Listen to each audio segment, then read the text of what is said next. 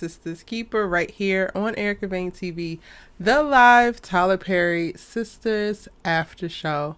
Y'all, this episode was interesting. It had its elements, and I'm very, very sorry. I'm very, very sorry in advance. I live Southeast LA, and the fireworks is going crazy already. They've been going crazy all week, so y'all probably gonna hear a lot of thugs, a lot of thumps, a lot of loud booms, this, that, the third, all of it. I'm very, very sorry. Y'all already know how it go, especially in neighborhoods of color.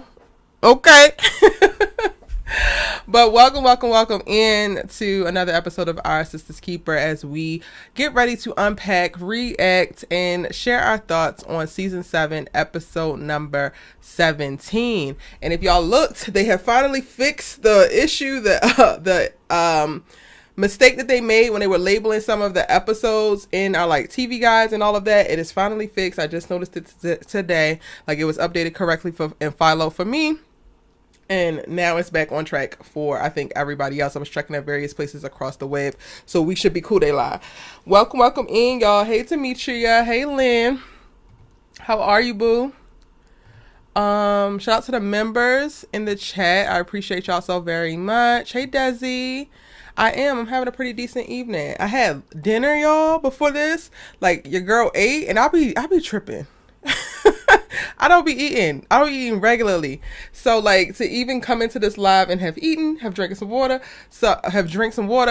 had a little fruit cup. I'm feeling good, feeling great. Okay. So first ones in here: Demetria, Lynn Williams, Angela, hey boo, hey Kelsey, Desi, Adriana, Purple Rain Z, Pauline, Natalie. Yes, hello y'all. Welcome in. I'm trying to be on time. I'm trying to move with just super heavy intention. You know, my birthday was last month. The start of this new quarter, so the third quarter started on July 1st. I started a couple new goals and things like that on July 1st. So I am now just tightening up and moving accordingly, doing what I need to do. And I'm really, really excited about that. Hey Mel, welcome in. Go ahead and start to drop in y'all's ratings on a scale of 1 to 10 for this episode. What are we rating it? How do we feel? And then you can also share what's your favorite moment from the episode. Yeah. Nice. Your day is a Saturday. Oh, happy early birthday, Desi. Happy early birthday, boo. Hey, Veronica. Hey, Showtime Mom. How are you, honey? Yes, drop y'all's ratings. Let's get it going. I need to fix some things over here.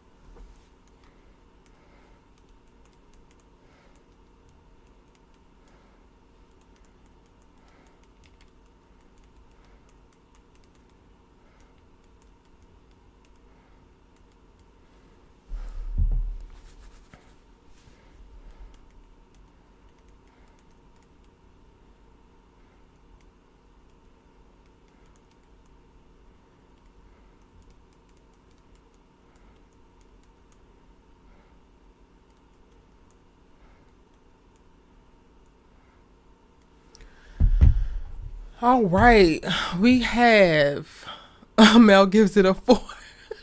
Come on, the first one is a 4. Pauline gives it a 6.5. Hey, Shari P, welcome in, boo. Lynn gave it a 5. Sia Michael. Hey, Erica James, welcome in, honey. How are you? Didn't even watch to catch up on the Shy. I'm just here to support and laugh. Okay, Kelsey, no worries, honey. And Chai, you really ain't missing that daggone much. If we gonna keep it a bean, you not missing much of nothing, honey. You're not missing much at all. Desi says I won't be able to rate until later. I usually go to see the episode. So Prime releases them later on tonight. Gotcha.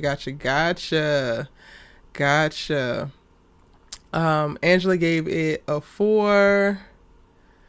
Money Green Tay says IDK what to rate the episode. I'm still undecided. You that undecided? I can't. Demetria says a 5, and your favorite part is when Gary pulled dumb Andy up with the marriage proposal. Listen here. Some of y'all have like come back and been like, well, Erica, because I posted a video of like, is Gary gonna die this season? And some of y'all have been like, well, he don't need to die. Like, he just needs to go to jail. He just needs to stop. Y'all do realize that kind of demonic don't stop until death. And then even in death, he might still haunt her ass. But that kind of demon don't actually stop, child. Like, y'all see what that boy did this episode? He's too much. And we clocked it, right? We clocked it with the whole Ethan took drugged Jordan just so he could take compromising photos of him. And like, yes, Gary, the initial shock of it all with people seeing it will do something. But the fact that he's already gone through a scandal, that like a failed scandal that you tried to put on him with someone that he actually knows or knew before, and then this one is like completely a bunch of people that he never heard of, never seen, like he don't even remember anything of that night. All it takes is a little bit of toxicology reporting. All he need to do is take his ass down to the hospital, run its blood work. Gary, I know you should think you smart, but you ain't that damn smart. Adriana gave it a 6. Desi says, I'm sure I will rate it a 6 as long as Karen's pregnancy going good. We got very light work with Karen this episode. Very light work. But we got something to talk about specifically with her for sure. Purple Rain says, I've been over Gary and his BS. Child, we've been over Gary for at least 4 seasons now. Brandon gave it a 5. Dang, all of y'all are hovering around 4 and a 5. Y'all are not playing with them. Just the same situations and dialogue. I agree. Not Erica James says he's still better than Drippy. I would not say that. Gary is not better than Zach for sure. Alicia Green Scott gave it a 6. Shari says exactly he needs to be put down. It's time. It is time. And you give it a 6. Tam B gives it a 5. I can't. I love it. It's time to put him down. Shelly gave the episode a 4. I knew Andy was going to say something and Gary would be listening. I really try. This is why you cannot get your hopes up. Put your hopes in it. Because I really was like, okay, Andy, you going to hold this one. You going to do what you need to do. And of course you let the juice loose at the worst possible time. Like, it's okay to be true to character, girl. But like, you literally have walked into this, and it's not her fault what she's finna go through. It's not her fault this little thugged out ass, you gonna marry me or else. It's not specifically her fault, but she ain't help her circumstances, and all she had to do was keep her goddamn mouth shut. The pacing of this show is so funny. I agree. Andy and Gary was it, child. They were a good portion of this episode and like making it decent, I believe, for sure. Hey, A Noel, welcome in. You don't watch, you watch it for me and Allie. I love that, child.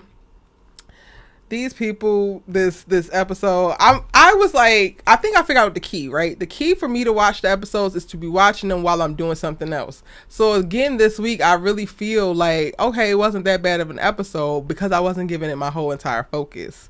So I would probably rate it a 6. Not too much happened, but it wasn't completely ridiculous. And they are just letting Cheeto run. I love it. They are letting Cheeto run and get all of his rocks off with this season. And good for him. Okay.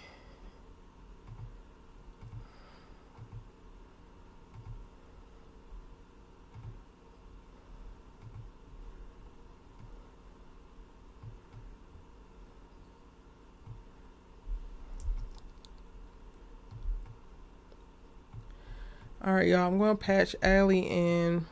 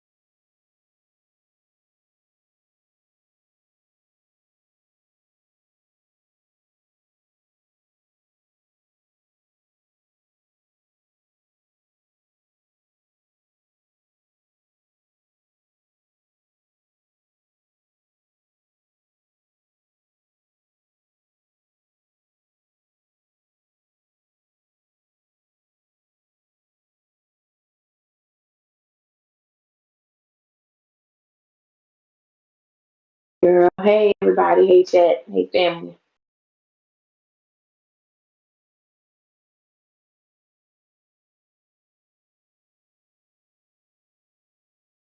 I gave it a five. Give it a cool. You can hear me.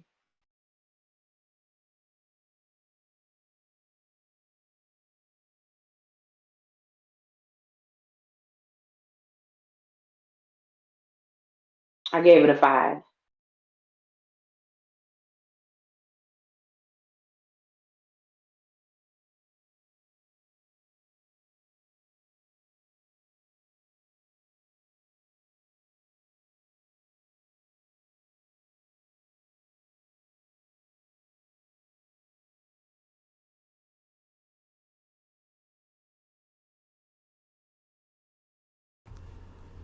All right, y'all.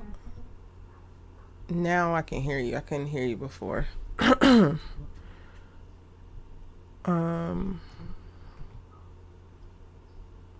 Hold on, because they can't hear you. I went to another screen because.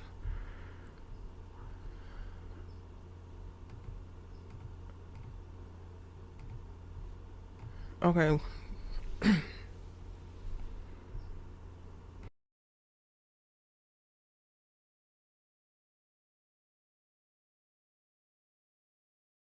I gave the episode a five.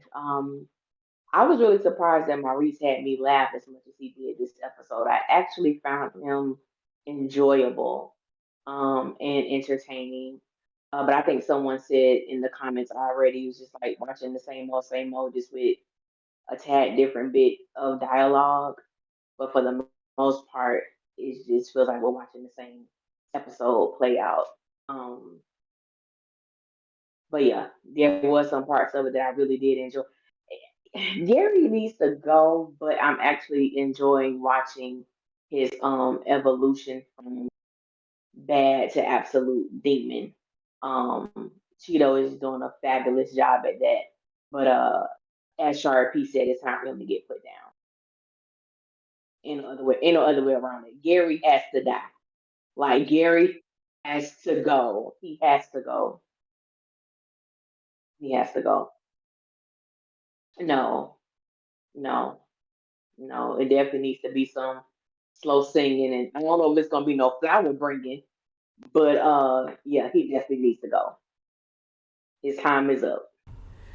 Child. Okay, so. And I want to make sure that y'all can hear. Um.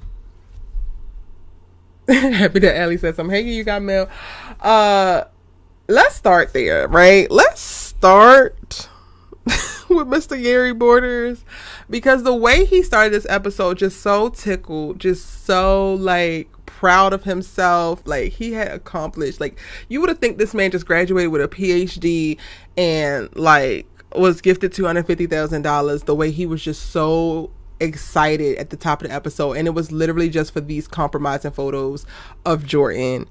And I'm just like, do you realize the type of sick that you have to be, sir, to like for this to get you off in this way? How did you like? I was watching it Yes, just like, oh indeed. my god. How did you feel watching that, Ellie?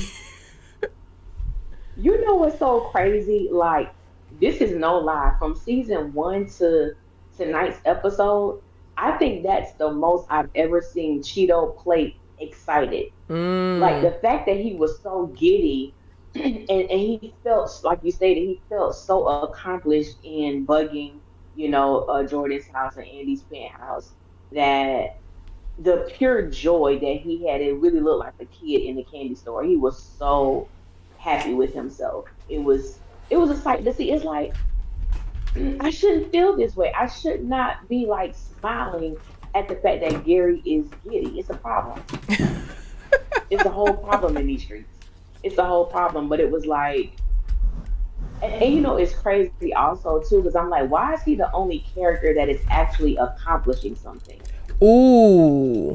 He is actually getting things accomplished, the things that he wants to happen, the hell that he wants to wreak in everyone's life. He's actually putting foot ahead of each other to get it done. And I'm just like, why is this happening? Yeah.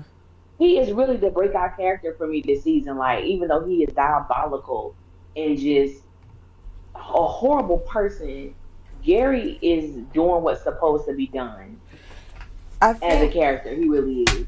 I think you hit the nail on the head with that, because aside from, like, regardless of everything else, it is about the characters, what they want, how, and then how they go about getting what they want. That is what these things are, y'all. That is all what the show is.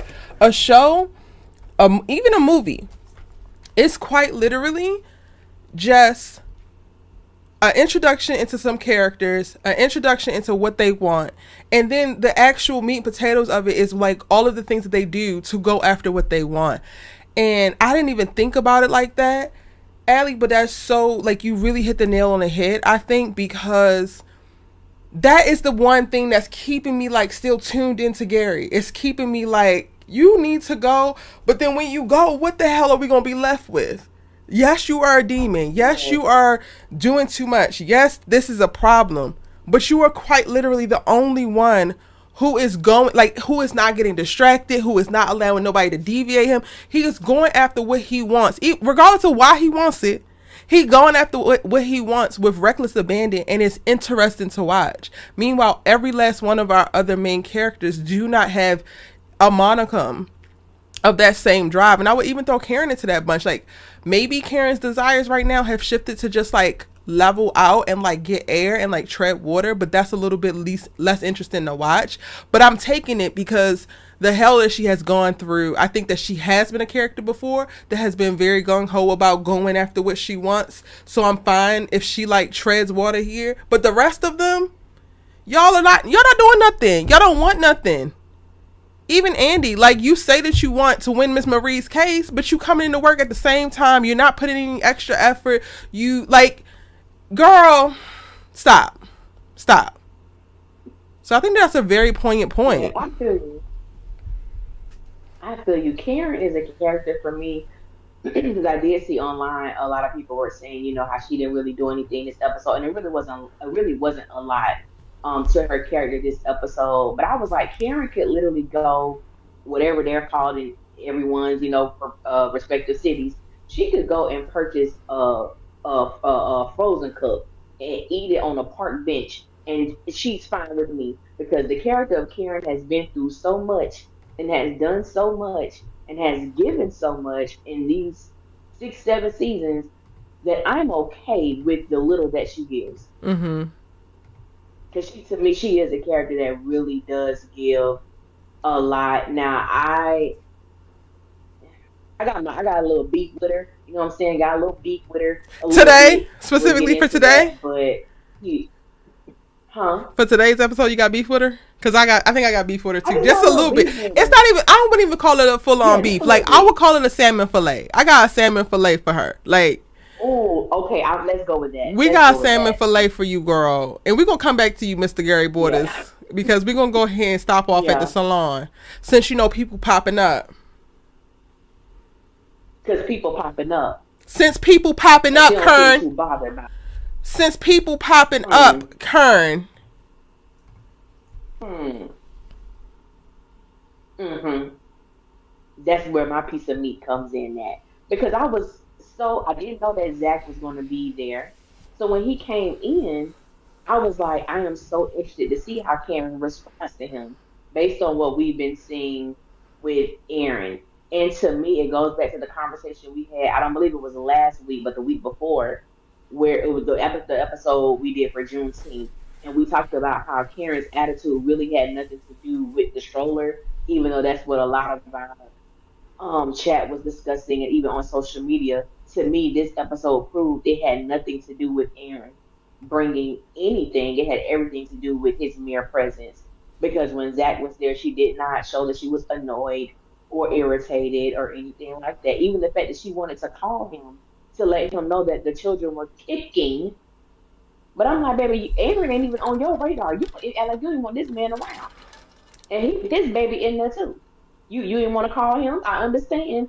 You didn't want to deal with Zach's bodyguard, which made me laugh hysterically, and I get that. I laugh. I got me a nice chuckle. I got a lot of chuckles this episode. I did laugh on that. But Yeah. I'm like, your attitude is very different, my good sis. It's very different. It proved the point. It was never about the stroller or anything that Aaron purchased and brought to the salon. Which makes absolutely no damn sense, ma'am. Which is, again, like you said, Ellie, back on Juneteenth, we made some very specific points. And mine was, if this is how you carrying it with Aaron, then you need to damn sure carry it that way with Zach. Because otherwise, Aaron definitely deserved the same energy that you give Zach.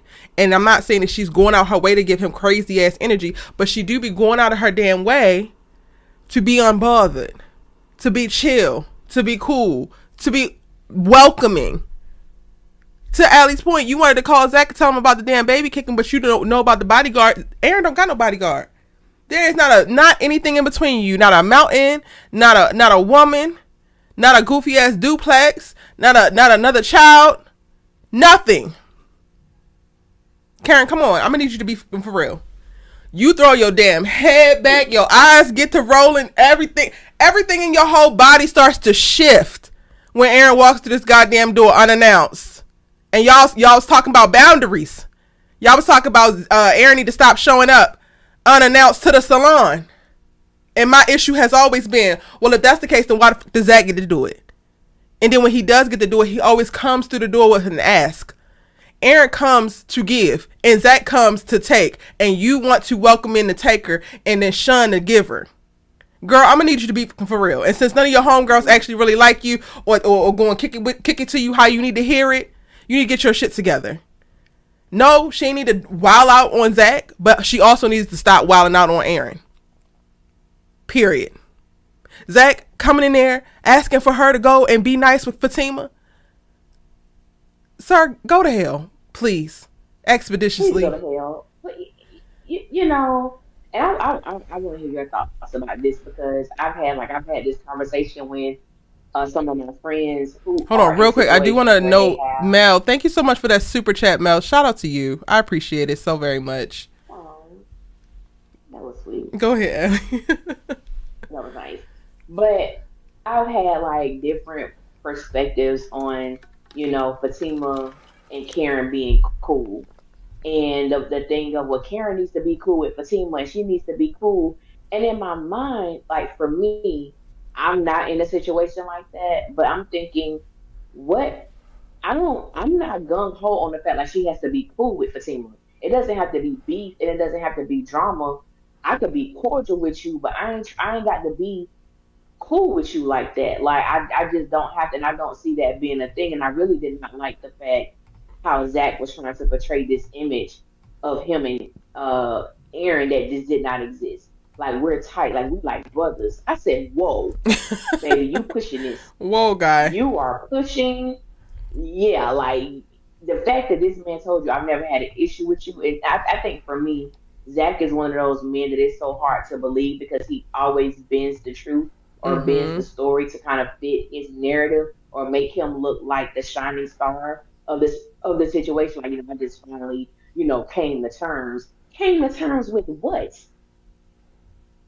There was nothing for you to come to terms with. This man has never had an issue with you. Like he's never had an issue with you. And it kind of goes back to it. I'm kind of skipping, but even the conversation he has with Fatima about her and Karen, and she's like, well, she's the one always getting slick. Is she? Is she? Is she really? Is she really the one? I'm like her and Zach. I'm like the more I watch them, I'm like they're not too far off. Like to me, As people? characteristic wise, yeah. I'm Yep. like y'all ain't too far off from each other because baby, you girl, you acting like you're just completely innocent, in this situation. But what are your thoughts about like Fatima and Karen being cool and the need for them to be cool?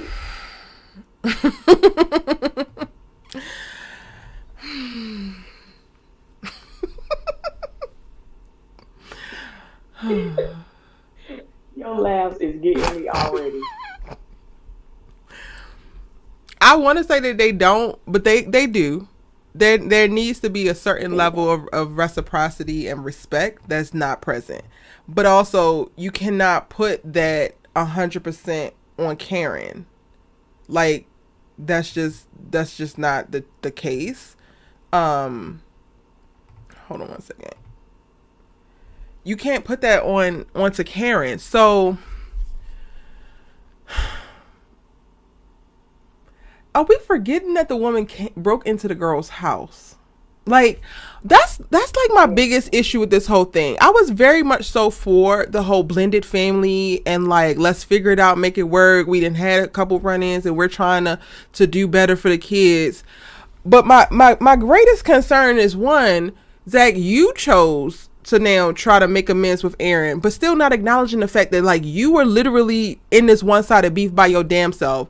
You want everybody to like co-op responsibility when you need to take responsibility. You went to Karen first, then go to Fatima. But before this, every single time you would even mention Karen, bring up Karen, think about Karen, it was an issue. But we're not going to address that in your relationship. And now you're trying to push these two together, but you took your sweet ass time to go and make amends with Aaron. It was on your timetable. Aaron has come to you like a man multiple times. He has asked you to be cool multiple times, and you have turned him down multiple times. And now all of a sudden you're popping up at the goddamn salon talking about how the baby's doing, how you doing. You ain't checked on her yet since. But it's so that you can get this ask off. I think that Karen is 100% right. And like, yeah, no, go ahead and exit stage left because that's not going to happen, because so much has happened. And then I don't think that the people involved are actually in the right mindset to actually make this stick and be a real thing. Like, for me to watch Zach have the conversation with Fatima and she's like, oh, well, you need to talk to Karen too. Are we forgetting that Karen's pregnant? I think that we're forgetting that. And so many people in my comment section forget it too, because they respond like, well, Karen needs to da-da-da-da-da-da. Y'all do know that different life circumstances mean different things. And not to say that Karen shouldn't be responsible for any of the things that she did beforehand, but she has been. The writers go out that way to make sure that Karen suffers consequences whenever she jumps her ass out the window and does some goofy shit and calls people whatever. But we have yet to watch y'all's faves actually be held accountable. And then she's still moving with the attitude as if Karen needs to come and meet her where she's at. But she's the one pregnant. She's the one bringing life. She's the one who has like experienced the shorter end of this damn stick. So do they actually need to be cool? No. In theory, you would want to, because big ass blended family, but then also no. Either Fatima puts to bed whatever issues and resentment and jealousy that she has about Karen, or she gets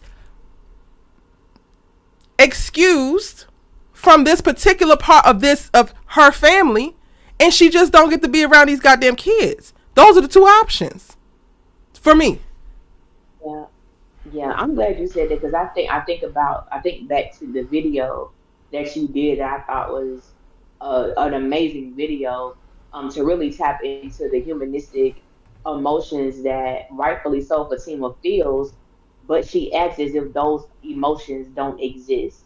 And as women, you can tell that they are present and very real by how she responds anytime Karen's name is brought up or the situation of the pregnancy comes up. So for me, until Fatima has a true conversation with Zach about how she really feels about Karen bringing forth, his child, asking Karen to be cool with Fatima is completely, to me, just unjust. Until Fatima deal with her stuff, yeah, I could say, yeah, we cool, I squash my beef, but Fatima's beef is internal. She got her own stuff going on. So until she one acknowledges it, two discusses it with Zach, it's going to always be a. And I think something that you stated about how these individuals are not in the place for those things to stick. Knowing Zachary Taylor and him going to Aaron to say, we just need to do it for the kids. I don't trust Zach enough, because I think the moment that Aaron does something that shows Zach up, it's going to be a problem. The moment, Allie. The moment that Aaron does something that Zach didn't think about first or didn't think about at all of this shit is out the window. All of it. Yes. Every last bit of this is out the window the moment that Aaron does some really super thoughtful shit. And I'm just like, and also Fatima's in a place right now where she's getting used to this whole bonus mom thing, whatever. You're not going to be able to operate in that same space with Karen's kids because Karen is present. Are you going to resent that? Like, I think that Fatima be looking for reasons to resent Karen the same way that Zach be looking for reasons to resent Aaron. And because they are such great people that they are, Karen and Aaron, they're always going to give them to you. They're always going to give them to you. Karen, like, yes, stereotypically it's expected she's going to have these babies and be stressed out. But what if she has these babies and Aaron has really, like, supports her or whatever, and then she bounces back beautifully and now she's running her business. Meanwhile, Fatima failed in law school. Now Fatima got another reason to resent Karen. Zach looking, because it's Zach, and y'all want to freaking ride for his mediocrity so bad, but I could totally see Karen bouncing back beautifully and going into a season of thriving in her life, and then Zach look over like, well, damn, why is Karen handling this beautifully, but you over here struggling? Now they fighting down at the duplex, because he would say some shit like that. Y'all know he would. Mm-hmm. Like, even if they made amends in this moment, it would not last. It would not be real. It would literally be for show, and I'm sick of it. I'm sick of it. The Taylors are doing a lot for show, and y'all aren't these people. So, like, we can all stop faking, because we never asked you to fake to begin with. Mm-hmm. Baby, do a lot of stuff for show. Ooh, you hit that on. That's a word there. That is a word there, honey, because Fatima, well, I'll get to that, but that is something that I definitely want to talk about when we get to her. But yeah, we'll be on the salon scene. The Lawrence report said, dang, he a bum. I'm not saying that Zach is a bum. I'm saying that he is not who he believes himself to be and who he says that he is, and he could be a lot better. So you're not going to piss on my leg and tell me it's raining, and I'm not going to play like you're perfect because you want to play like you're perfect. And we gave you all of the reasons for the criticism that we specifically have for Zachary Taylor. Him even walking into the salon and framing it like he's checking on Karen, but then still ends with an ask. Like, I'm sorry, man, if you don't see the problem with that, you ain't going to see it. I don't know what you want me to do. It's right there for you.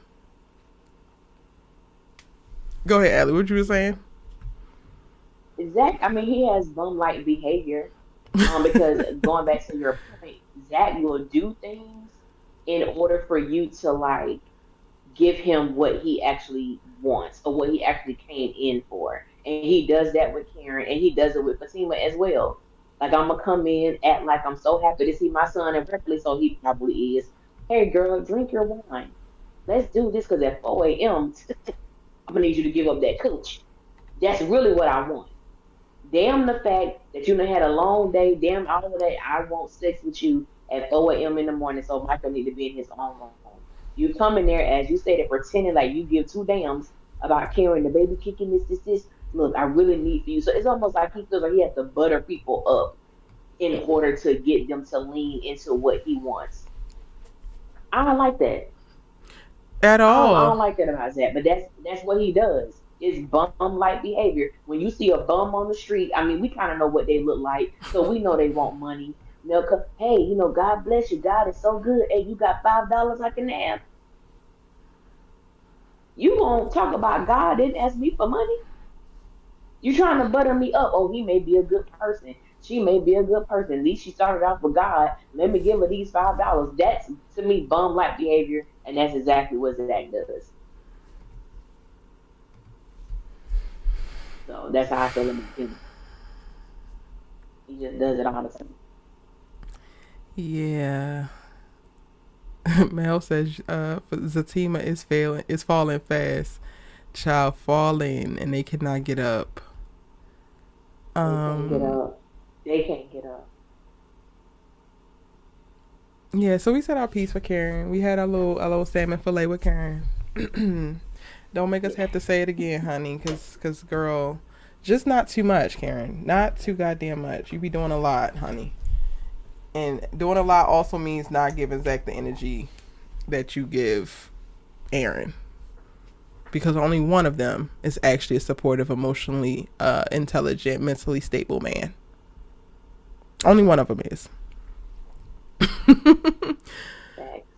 Virgo Queen says Zach manipulates conversations to get what he wants.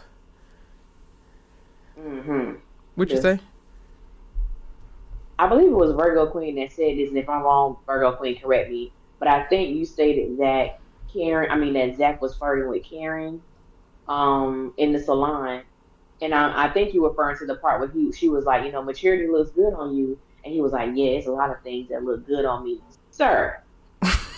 Inappropriate, inappropriate conversation, because for you to be an engaged man, why was everything looked good on me? I said the same thing. I said, are you flirting? What does you looking good got to do with these babies speaking, sir? That part. But they gonna say Karen need to leave Zach alone. That's what they gonna say. That's what they gonna say. That's what they gonna say. She leave him alone. She need to get over it. She needs to stop bothering them. I said, well, damn, it appears that he's the one that keeps popping up in season 7. I done lost count how many times he just shows up for no reason. I mean, showing up for no reason, and then Fatima just asked for just one night to not hear her name. Okay. Just one. She begs. So she must be coming up. Okay. She asked for just one night to not have to hear Karen's name. I wonder why. Ooh. Mm-hmm.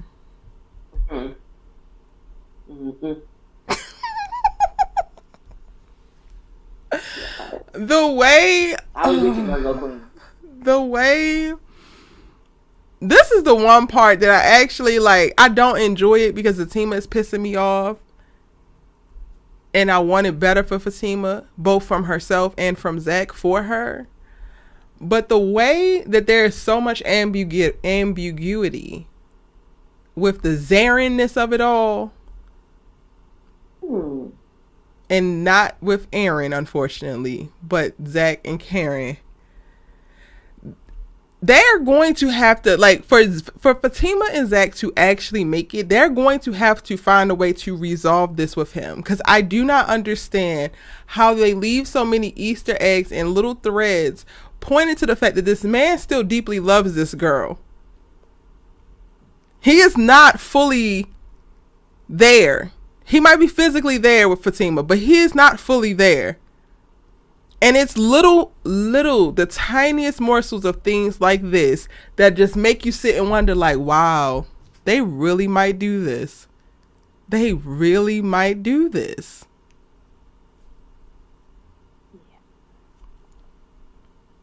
They really might.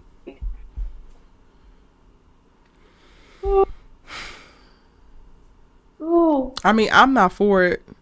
But when I tell you it will be a damn reverse card of all reverse cards. It will. It would. I don't want it though. I don't want it either. In the box. I don't want especially if Zach can't grow the fuck up before it happens. Like, if it's like he actually like miraculously just starts to fall onto the right path and stops being stuck on stupid, then maybe. But child, no. This Zach, she could keep him. Regardless of if they want him to keep her. I just can't. I can't. I can't. Tiff B. I don't want to see it. Tiff BZ said that Tyler is hedging his bets. Y'all see it. We all see it. We all see that they are hedging their bets. They really are. All right, where are we going to next? So we talked about Karen. Oh, let's just go ahead and talk about Fatima, because you had something that you wanted to say about Fatima before. Okay.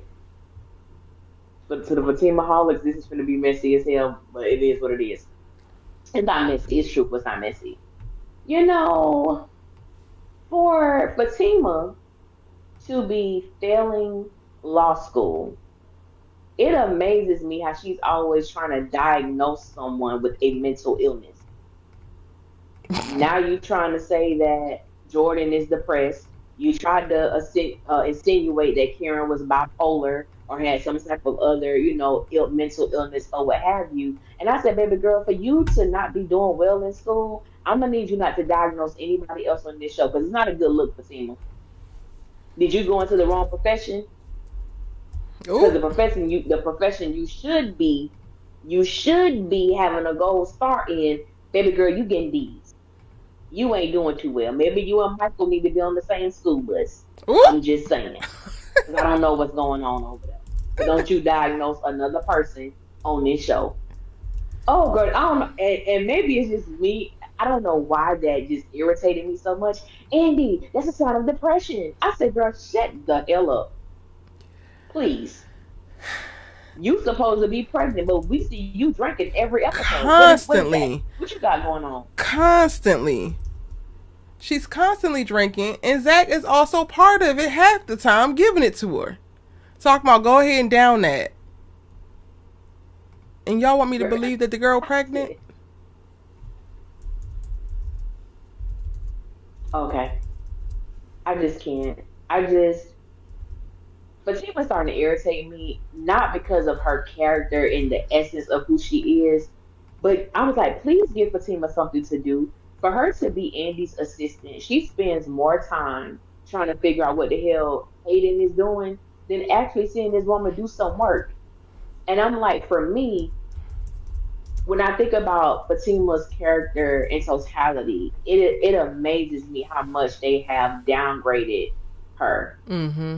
Like in the sense of when you go to work, you're not really working. Like, what are you doing? Every time you get to work, you beat Andy to work. You calling her, letting her know of the most trivial things that can actually wait until she get into the office. So I'm like, if you gonna have Fatima be an assistant, damn it, give her something to assist with. It's always Andy is working on this big case. Okay, so what are you doing? Are you researching? Are you Are you helping doing her? anything? Are How you is reading? Hayden and his You ain't assistant helping. getting ahead of the ball on everything with y'all? What are you actually doing besides calling Rontel at talking about some girl you need to get here and watching from the damn conference room so everybody can see you do actually no work? Like, are you going to do anything except for issue idle threats, stare off longingly, and not look at your goddamn law books? Like, if you're going to steal time, at least steal time so that you can pass the goddamn law school, honey. What are you doing? And I The don't blame Hayden. Go ahead. I don't blame Hayden for thinking that Fatima wants him. Because every Mm. time he comes around, you sniffing around. Like you are literally sniffing around. And I find it so interesting because if the roles were reversed and this was Hayden, like we saw him in previous seasons, people would be saying that he's a stalker. He needs to leave her alone. She's literally doing the same things to him that he was doing in what season 4 and 5. Yep. It's literally no different. She's literally doing the same thing. She's becoming a stalker. Like, girl, get you some business, please. Please get you some Girl, business. And the crazy thing is, you have it, and you're not actually tending to it. It's so funny because I saw a bunch of like Fatima supportive comments on various videos earlier today, and it's like, yes, someone said, yeah, my girl Fatima is always on it. She sees everything. She knows everything. And I'm just like, did I miss something?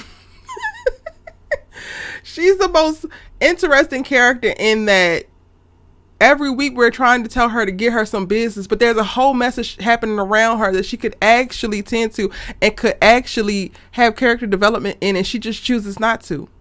She's floating along, enabling Zach to continue to be a mediocre partner and a terrible ass mate. Only to do what? To continue to stalk Hayden, prop up Andy and her mediocrity, play homegirls with Angela, and fake happy because you're not even happy, boo. You're doing all of this and you're not even happy. Child. fake happy, Lord. That's a perfect comment. That's a perfect description. Is to fake happy. It really is. I think back to the moments where she would talk to Andy and Andy like it. I always have an issue when writers try to push something that they can just let happen naturally as like friendships. do Mm-hmm. happen. Some people you hit it off quickly and y'all just connect. And then there are some people, because of proximity, you build a relationship with that person. And I think the writers, they just have, to me, they've done too much damage for me to feel that Andy and Fatima are friends. Like they've just done entirely too much. It doesn't come off as authentic for me. And even in this episode, it's kind of like, well, girl, where are you? I'm 20 minutes away. If I was Fatima, I don't even want to be Andy's assistant. Is there anybody else I can be an assistant to? I mean, hell, every morning you're late for work because you choose to go and see your man try to get some morning sex before you head off to work. And it's just like, girl, what are we doing? I don't understand it. I just don't understand it at all. But yeah, the fake happy. Me and Zach are doing so good, and girl, he's everything I ever wanted. What? Everything. He is everything she ever wanted and could hope and dream for, while also not allowing her to lean into any hobbies or interests that she had prior to meeting him, because those don't matter anymore. Him and his penis have entered the chats. All you need in this life is my problems and my penis. What are you talking about? That's basically what he said. And for those who don't watch Zatima, that is basically what Zach told Fatima when she began to like the things that she like, going to museums and poetry and all of those enlightening culture things. You don't need that. You need a thug that's basically going to throw you up against the wall and hunt you all night. That's basically what he told this woman. So what Erica is saying is that all you need is me and now my penis have entered the conversation. That's pretty much what he told Fatima. Damn what you like, damn what you grew up in, damn the culture that really represents you is your foundation. All you need is me and what's dangling in between my legs. I could have been done with Zach at that moment because it was And my nothing cute about problems. that. Don't forget, I you don't know, also need nothing my strong. problems. Because that adds the zest for your Okay. life. That gives you something to do. Because quiet as kept, I wouldn't be surprised if Zach come out at some point and say, I don't even know why you still going to that law firm. Mm. Zach is like, this is so sad.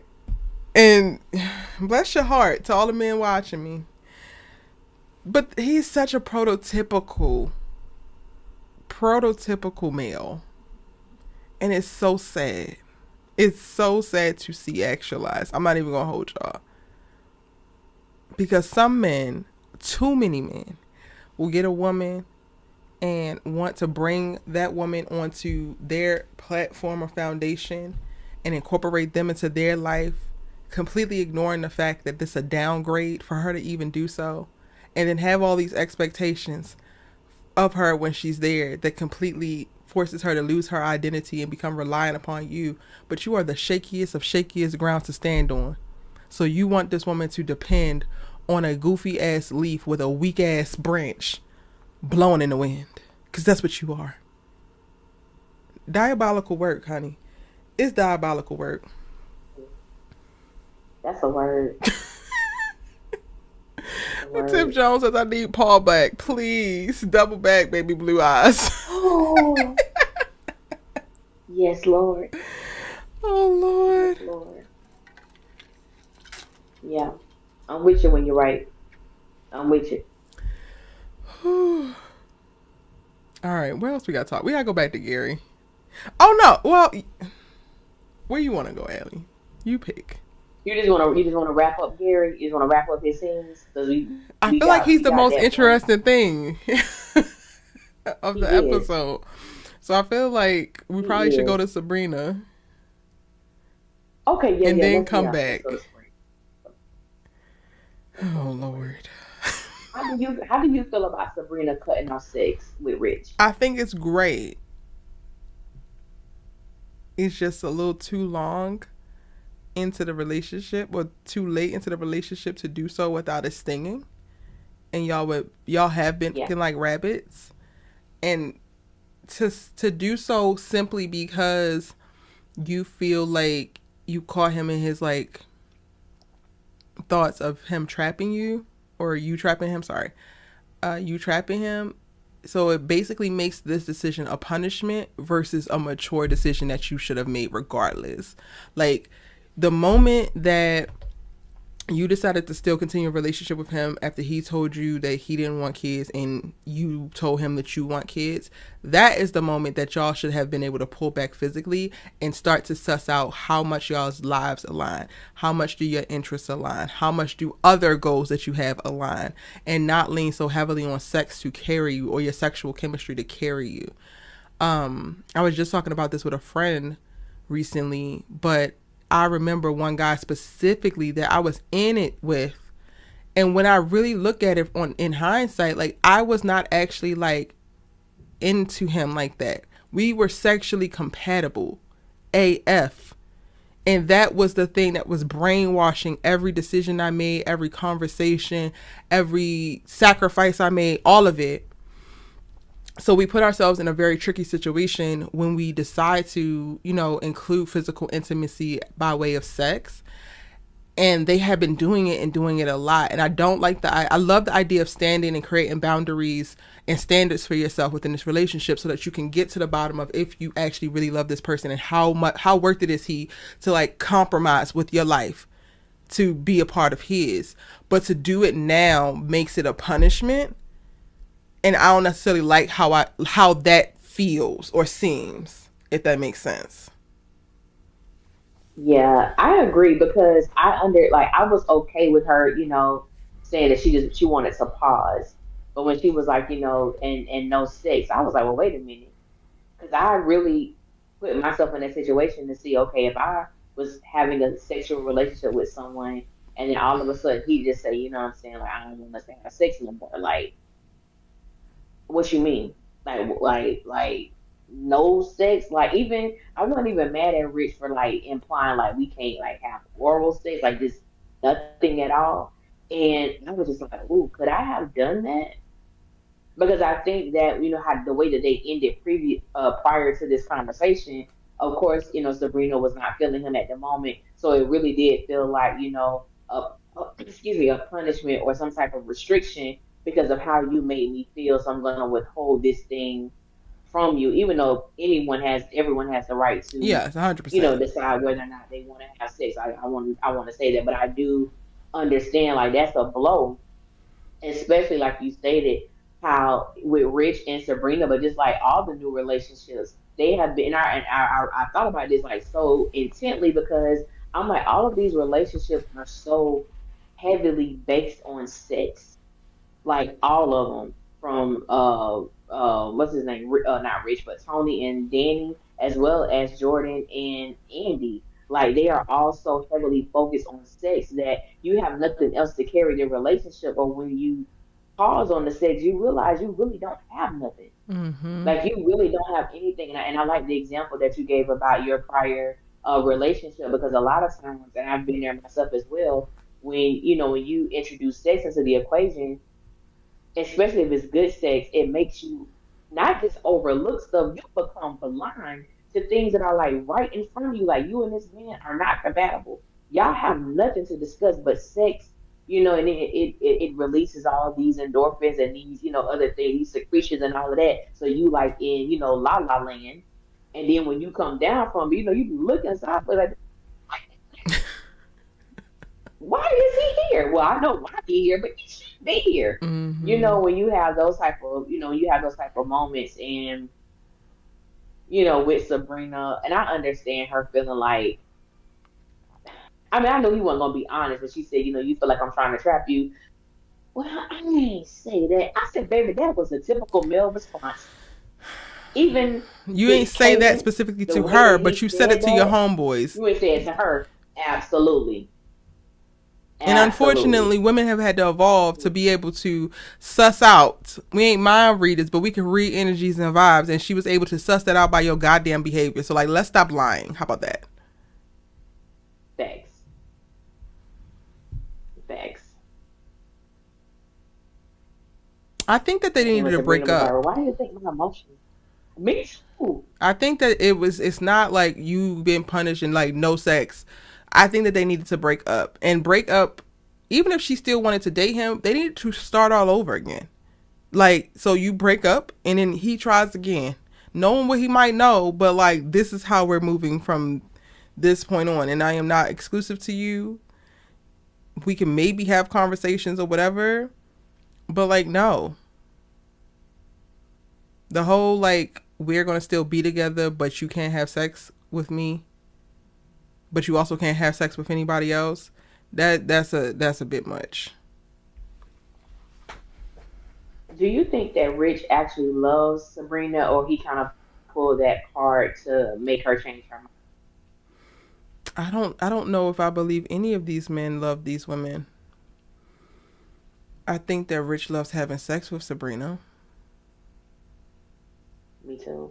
I think Me too. Because when he said that, I was like, "You love her." I was like, "I don't believe you, bro. I'm just don't."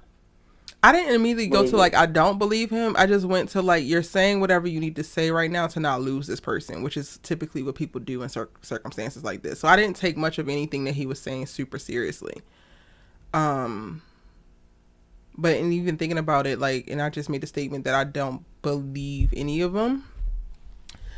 That includes Jordan,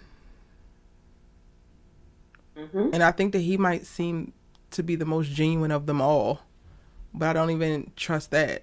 But I also don't trust a lot of the characters in this world know what love is either. So that is something that's also tainting my thought process as it pertains to them and if they are actually in love or not. I couldn't understand why Andy couldn't say, like, whatever. We're not on them. But yeah, I felt Ooh. like it was a grand Hmm. thing to say. I felt like hindsight is 2020, child. Because if men gonna learn anything, they not gonna learn emotional intelligence. They're not gonna learn certain things as it pertains to emotions, but they will learn love bombing, and they will use that shit as the number one resource until the wheels fall off. That's what I felt like Rich was doing in this moment. Because yes, you have your feelings. Yes, you know, have your thoughts around this circumstance or whatever, and you're trying to smooth things over. But too many of these men come into these conflicts with women, or like trying to resolve the conflict with the woman, and you're not even really thinking about the woman. Like, what the hell does Sabrina need? She don't need me hollering out I love her in the middle of this goddamn bank where she works at. She don't need me trying to pressure her to maintain some type of physical intimacy, even though she's telling me what she wants and what she needs. She needs me to actually listen. She needs me to understand. She needs me to feel her pain, and she needs me to behave accordingly. And none of those things you're offering up.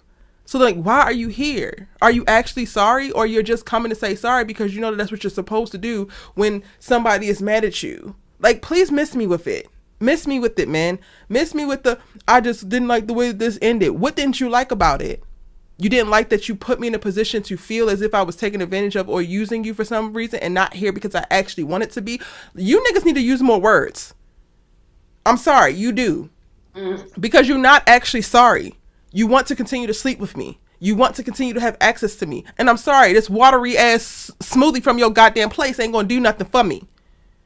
Like, you coming over here, I'm sorry I didn't like the way the things ended, but I love you, Sabrina. But all of these buts, ands, or whatever, and you're not even addressing what the hell it is that she needs. You're not even taking 2 seconds to fully listen to even assess what it is that she needs. I do that often in all of my relationships. Like, I am in conversation with people, and even it's usually not about me, but like, as my friends are talking to me about something, I'm like, well, what do they need right now? What could I do? You niggas need to get that. You need to find it. You need to discover it. You need to learn it. You need to get it. Hey Brillo, welcome in, boo.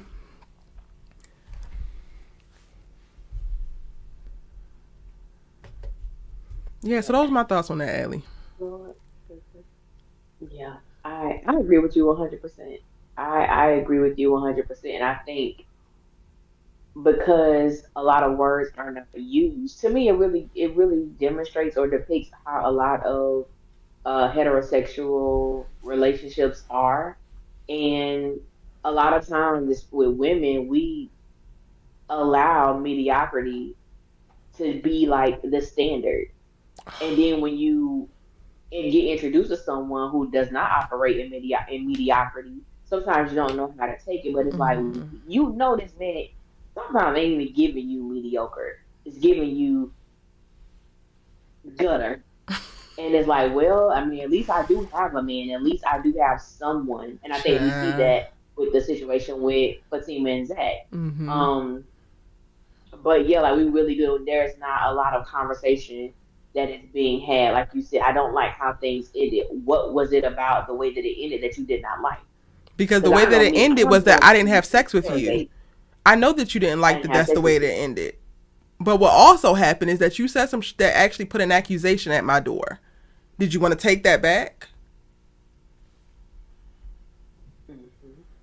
Sorry, go ahead, Abby. Yeah. Just interrupted you. My bad. No, and that's what it was. And even when he was called out about the accusation, well, I didn't say that. And like you said it, you may not have said that to me, but you did say it to your friends. But that's what you were implying to me.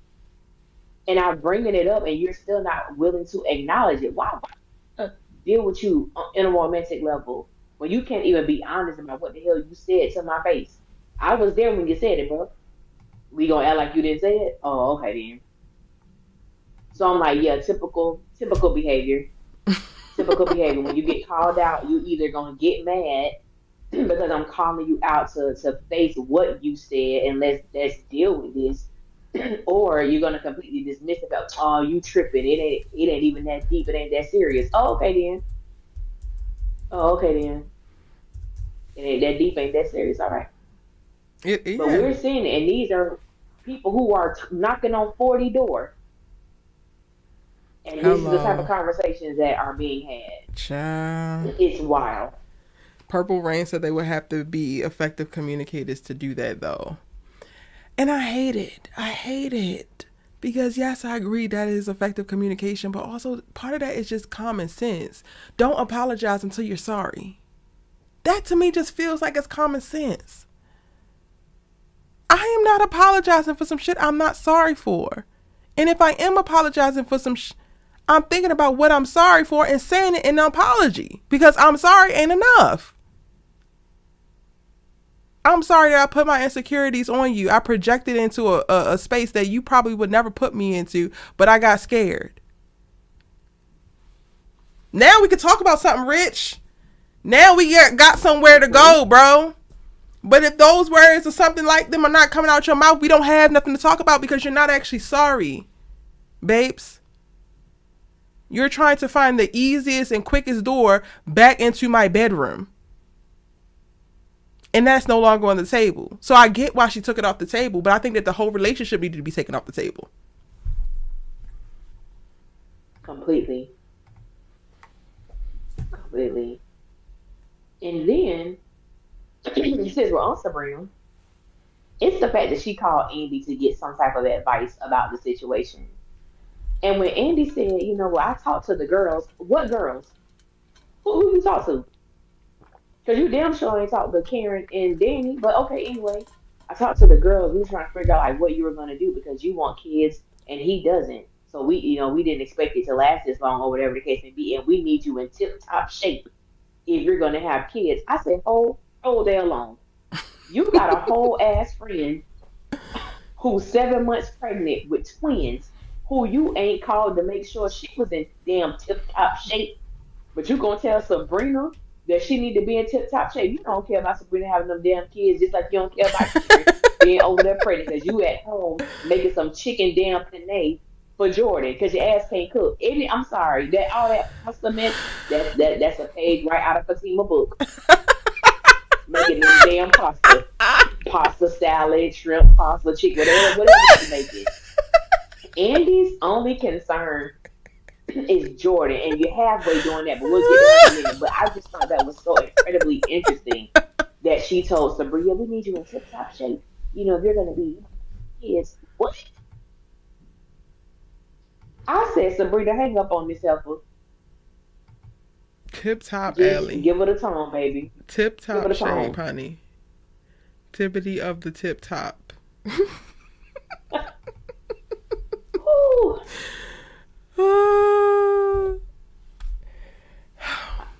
Tip top shape. I'm glad Girl. that Sabrina is still coming along on this journey of like standing up for herself, asserting herself, and communicating her needs, her wants, and her disappointments with people. So that is definitely like in this episode that played out. I want her to pick up the pace a little bit, but beggars can't be choosers. Maurice, when I tell you Maurice shooing away every customer while this conversation was being had and jumping in when he needed to jump in, she said what she said, Baldy. I said, that's how you friend. That's how you friend right there. That's how you friend.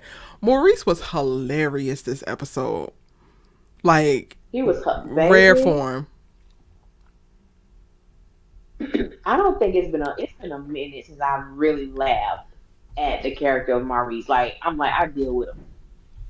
But baby, when he went into Angela Bassett as she portrayed Katherine Jackson, I lost it. Lord. I don't want you. I don't want you. I don't want. I said, no, he's not. No, Brian is a genius. He's brilliant. He's brilliant. That's why I want him to give him more. Me too. He's such an amazing act. He's such an amazing act.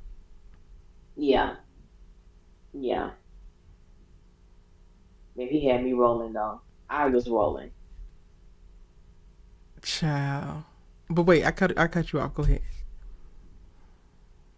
I don't know that scene. I was just thinking about that scene. It was so funny, and I think that even with Maurice going home, and well, we find out that because I think I asked last week, and I don't think we knew that him and Grayson are living together. And when he came back home and when he began to call Grayson, and Grayson was basically sending him to a voicemail, like when he was like, I know he's not, like, he blocked me. It was, to me, it was in that moment like we actually got a chance to see the humanity in Maurice a little bit. Like he was hurt by that gesture that Grayson did. And, you know, when we see him at the little club scene or what have you, and seeing him communicating with somebody else, like he instantly went to this territorial type of thing, even to find out that was Grayson's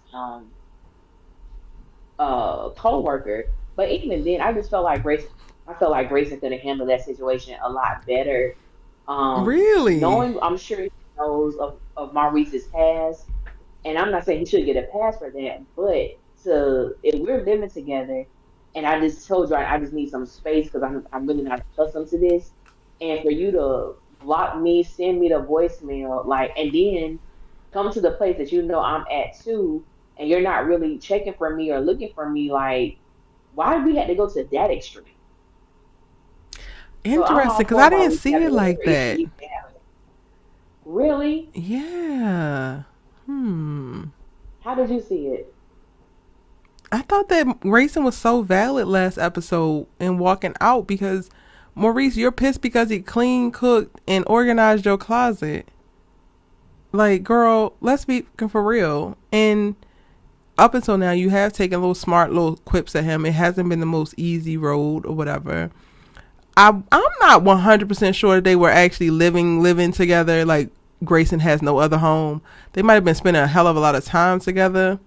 But from how they ended last episode, I really just was like, oh, y'all are breaking up. This is it. He's done with you because this is too much. And it's a gay bar. I mean, it's Atlanta, so I think it's a bunch of them maybe down there. I don't know. So there are other options. But if this is someplace that y'all both like to go, I wouldn't give that up. It's like, it's on you. Like, Maurice has dropped the ball in this relationship. Maurice is the problem. So for him to move or like kind of try to be considerate as if Grayson's the problem, I think that would be asking too much. Like, every one of these opportunities Maurice has to like show and do better, right? And he's choosing to like lean into the lowest version of himself, which is not going to help him and damn sure not going to help him get back into a relationship with Grayson. And I don't think that like mitigating or limiting his exposure to what real life is, like Grayson could 100% move on and he's actually into you.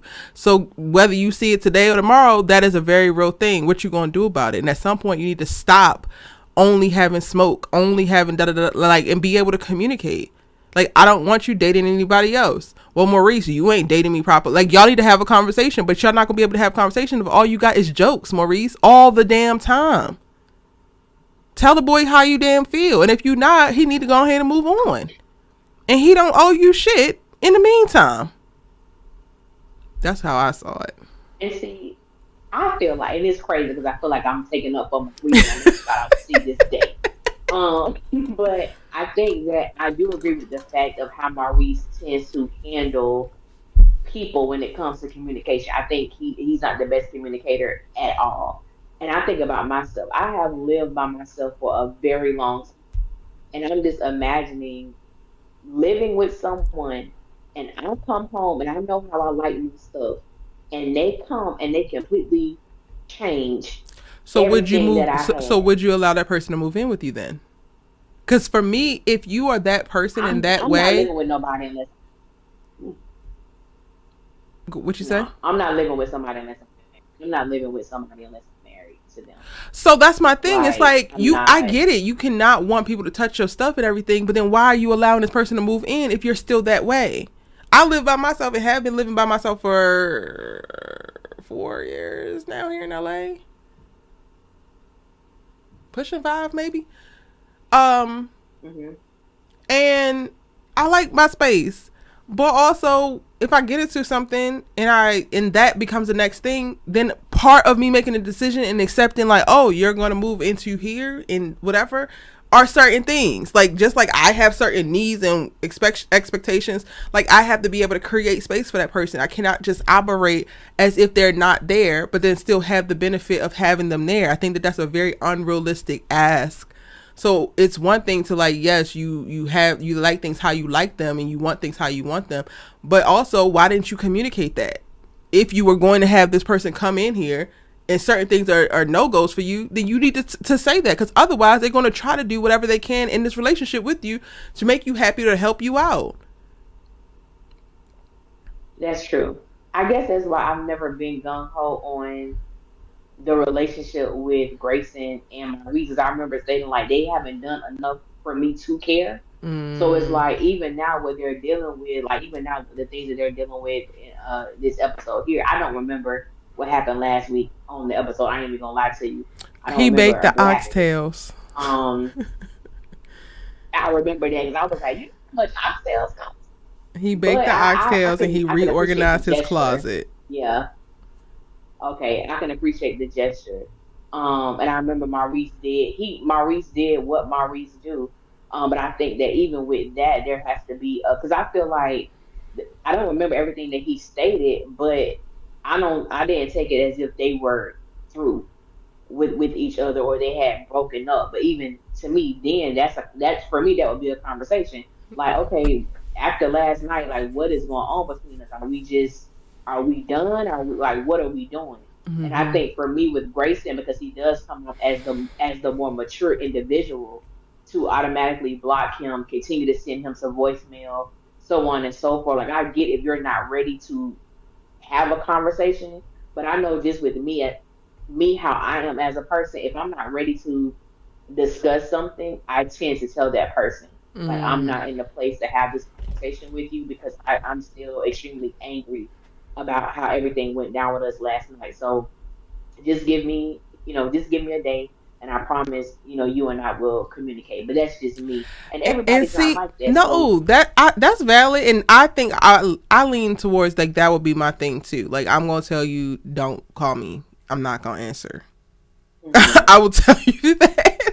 Um, I but feel you. I feel you. but for me with Grayson specifically, it was nothing new. It was a new circumstance, but Grayson has already told Maurice these are the same issues manifesting in different circumstances. So also, how much of it is like I gotta keep repeating to you of like you're in a relationship now, which to me, like, there wasn't anything of like, oh, we're over, but just how Grayson left and like how his mannerisms, I just felt like, oh yeah, this might be a straw that's breaking the camel's back, because he's already had the sit down conversation with you multiple times about this, and you continue to like find reasons to pick at him and to pick at this relationship. It's like you don't want him here, so okay, I won't be here, ho. Like, And I am not going out my way to like, and I'm mad about it because I also don't even know if he really was mad about it. I felt like Grayson was done last episode, like done. And for Maurice to even walk up to him and have the shady energy that he had, and Grayson still have composure and not let off on him like he probably like I would have. Because like, don't come up to me worrying about who I'm with when I literally have been breaking my goddamn back to not only be there and like create a home and do whatever I possibly can that I know to do. And I'm not going to do everything right. Cool. But like, you're not actually in this and you're looking for an out and you're looking for a way to be critical every single time. And then you're going to come and try to interrupt me with this person, expect this. I don't owe you shit. You have to at some point start to give within this relationship. I'm not doing it. I will be the most communicative person until I'm not, because I'm not going to keep repeating to you. You're not my child, bro. I'm not talking for my goddamn health. So yeah, that's my take on the whole Grayson thing. But I see your Grayson just dump him. Huh? I said Grayson just dump him. Like, because I guess for me, like, Maurice is not my favorite character. He probably my, I ain't gonna say least. I could really do without him, to be honest. And I think what I see with him and his association to Grayson is just how I felt about Maurice, about him and his association with everybody. I feel that Maurice is smart enough with everybody. I feel that he goes overboard with everybody. And I think he's gotten past this because that's just who his character has been. But I think to see him in a relationship where we do see someone that is and wants to be committed to him, that wants to be this person that he said that he want. You said you want to be loved. You want someone who's going to treat you right, and then you get this man who comes in and he's everything basically that you checked off on your list, and then you still treat him like crap. Fine as hell, and you You still treat him blow like up, crap. and you treat him like crap. So it's like I do understand Grayson. I understand him giving Maurice his space. I just personally would have loved. Now I ain't gonna lie to you either. I wouldn't went off on him if you come trying to check me about who I'm talking to, and this is a coworker. Like, and I don't do that embarrassing stuff. Don't ever Mm-hmm. embarrass me in public. That's the first I will turn into Gary. We gonna be on demon time together, my brother. Because whatever you got to say to me, we can say in the privacy of our car, our homes, but don't ever put me in a position where you're trying to embarrass me in front of people or lie me in front of people because it's Mm-hmm. not gonna end well. So I, like you said, Grayson did a great job of keeping his composure. That's just how I just would have liked him to have that final conversation and we done. But yes, I Yeah. do agree. Reese is just maybe he Aiden know he, Wells but said that he he didn't was give him a Grayson chance to honey. So handle it. And I think that could be true too. I think that Maurice might not have given him a chance. And also like Maurice seems like he's one of those men that like to do everything on his time. Everything is on his accord, on his time. I oh, can't. absolutely. He 100% needs to heal, and it's just that's not even just specifically to Maurice, but y'all got to be careful. If you out here, you dating, and you have yet to heal from certain things because y'all are pointing out that Maurice is hiding behind his jokes to mask his pain and his fear, and he's only doing this because he's been hurt before and trauma. Cool. You don't find a way to heal, you will bleed over people who never cut you. Catch it. You do not find a way to stop the bleeding, to start to heal, you will start to bleed all over the people who have come into your life after the fact to help, to love, to restore. And you will bleed all over their asses. And they didn't do nothing to cause that wound. It's not fair. Well, it's not. It's not. They want us to talk about Miss Marie. Miss Stop Pocket, Miss Marie, girl. Baby. I promise you, whatever's between Hayden's legs is not this good for you to be running around here showing all 48 of these goddamn teeth of yours. Like, girl. Miss Marie, not too goddamn much. Because, ma'am.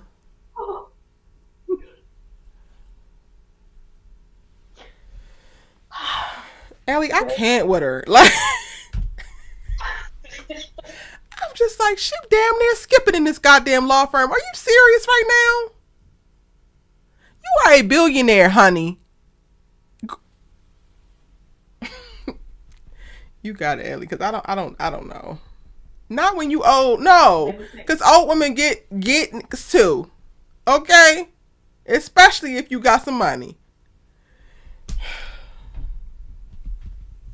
This thing tickled me so much. But then again, I don't really like the character of Miss Marie. I ain't like her till she Mm. came on the scene the first because I didn't like her energy. Because I'm like, something about this woman. I don't like how she talked to people. Like I understand you are a well-to-do woman and you have billions of dollars and you're this and you're that. You made this name for yourself, but I don't like. I have a really strong issue with individuals who have money and wealth and notoriety, and they talk down to people. Mm-hmm. I just have an issue with people. I just have an issue with that in general. But the fact that first of all, I said now, I don't know what Hayden is working with. I don't, that's none of my business. I don't want to know. However, I expected Miss Marie to still conduct herself with a certain level of class and grace. You would think. Because why are you coming and you would think, why are you coming into this law firm laughing, giddy, telling jokes? Her whole personality has changed. And Whole don't get me wrong, shift. I know, girl, whole shift. And ain't no, I well, know I this said good 48 scenery teeth will do because that. she got way more than the 32. I seen way too many teeth. It was not the normal 32 of them teeth in her goddamn mouth. I'm just saying, like, her freaking smile was all the way back here, bro. I said, who is this woman? Who is it? Who is it? Baby, they should have been playing to me a stranger in my house. Cause Papa, who this new woman here? Show who you are. I see your shadow around when you walk. Who are you? Child. Because this is not the Miss Marie that we were introduced to. I couldn't believe it. I could not believe it. I said, Hayden got you like this. On What, man? one time. Please tell me y'all had sex 16 One times last time. night. Please tell me it was 16 Better times in believe the it. one night. Because it can't, like, I can't even fathom Miss Marie. Miss Marie, I cannot even fathom what has you walking with a whole new groove. He didn't straighten your back out. Like, girl, Hayden, honey, Hayden. I ain't even gonna hold you. Now, This is kind of shady to Hayden, but I would expect it something half of this response if she would have slept with Gary, because I feel like Gary know what the fuck he's doing, which is why he has the arrogance that he has. But Hayden, Miss Marie, got him in here thinking he a big ball of shot caller. Miss Marie, this is embarrassing, honey. This is very embarrassing. but let me say this though. Fatima might be lying about what Hayden working with. And Oh. the reason why I'm saying this is because don't get me wrong. Now, I ain't never been with no young dude like that. But I ain't Miss Marie age either. Now I'm looking at this woman who, baby, you done been rocked. Like you acting like you've been rocked, like we've never been rocked before. And I believe Miss Marie enough that if Hayden's sex game was trash, she would have told him. If his Mm. penis wasn't hitting on nothing, wasn't the size that could do what needed to be done, excuse me, she strikes me as a type who would have said something. I don't take Miss Marie as a type that's just gonna be, hunching on anybody. I ain't gonna give her that. And if she is just hunching on people, it's some people that know what the hell they doing. So I think Mm. Fatima might be lying. Fatima might be lying on that one. So I don't know. You know what, I don't Allie? know. Not I'm gonna go ahead and fine. concede because you might be right, and I'm just leaning into the fact that Hayden is a corny clown ass, but even corny clown could be packing. And when they figure it, maybe What? Tamara has put in that work and he done figured out how to work it right. So maybe Fatima lying about the Mhm. size, but maybe he didn't know what he was doing. So that's what frustrates her. Because Fatima gets me very much so frustrated with that circumstance, right? But now that he done been with Yeah. Tamara and Tamara done taken him around a block or two, a time or two, maybe he knows exactly what he doing. And now he's operating at an elite What level you doing? with a sizable package. And Kelsey, no, it wasn't Kelsey. Somebody before Kelsey said that he might eat a mean plate. He, you know, the cranium business Baby, might let me be tell you exemplary. something. Baby, let me tell you something. The cranium, that is wild, but I love it. That is wild. That's a wild description, Erica. But I love that. I love that because there are some men out here that have their PhD in domology, and Glory. baby, they have you out here speaking in tongues. You feel me? Glory. Here. Here. Straight speaking in tongues. Bless their Now took heart. you to third heaven. Cool. Because I'm So he could I'm too fast. 100% be an elite employee as it pertains to the profession Yes. of cranium activities. Yes, ma'am. 100%. Yes, ma'am. So hey, I'm gonna give you your just due, sir. But Miss Marie, you gonna have to need to get a poker face or something, because you skipping your goofy ass all up and through this law firm when you've been giving mean girl steez this entire time is giving y'all away, honey. She literally almost bust out a skip. Like if we would have watched her walk, I would 100% believe she would have been skipping, Allie, in that goddamn law firm Yes. Yes. with all her goddamn teeth out, glimmer in her eyes. Like, girl, at this point, Hayden, quit this damn job. You need to go on payroll. If whatever happened, he Yeah. needs to be doing that 5 days a week. 6, matter of fact, because you know what? Yeah, only 1 day of rest. Yeah. And he seems to have enjoyed himself as well. Like Aiden wasn't like, oh, I can't do that no more. I wish I He could do it. He wasn't. wasn't giving that tease at all. He wasn't at all. Like he really enjoyed It himself. gave mutual satisfaction. Mm-hmm. Yes, Mm-hmm. ma'am.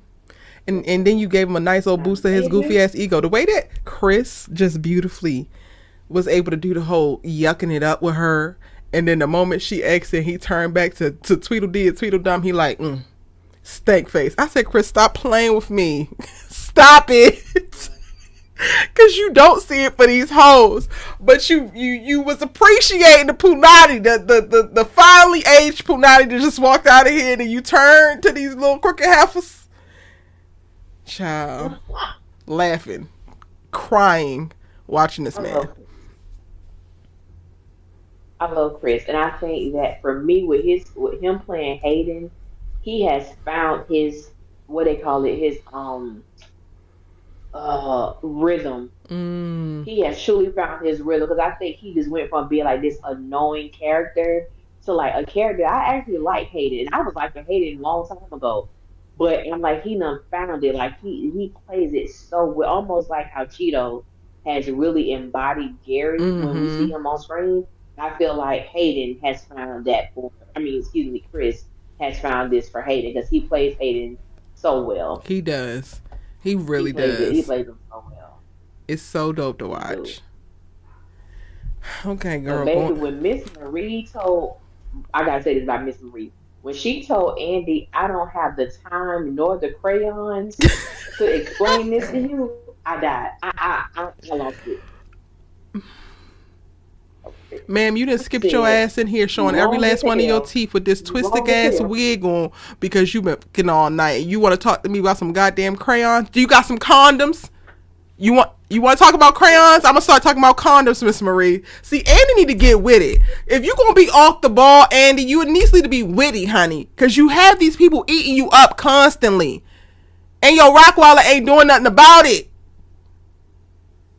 Word to Gary. It won't. The Miss Marie. Oh, that thing took me. She said, I don't have the crayons to catch you up. Miss Marie, now, stop it. Was that all you wanted to add about Miss Marie?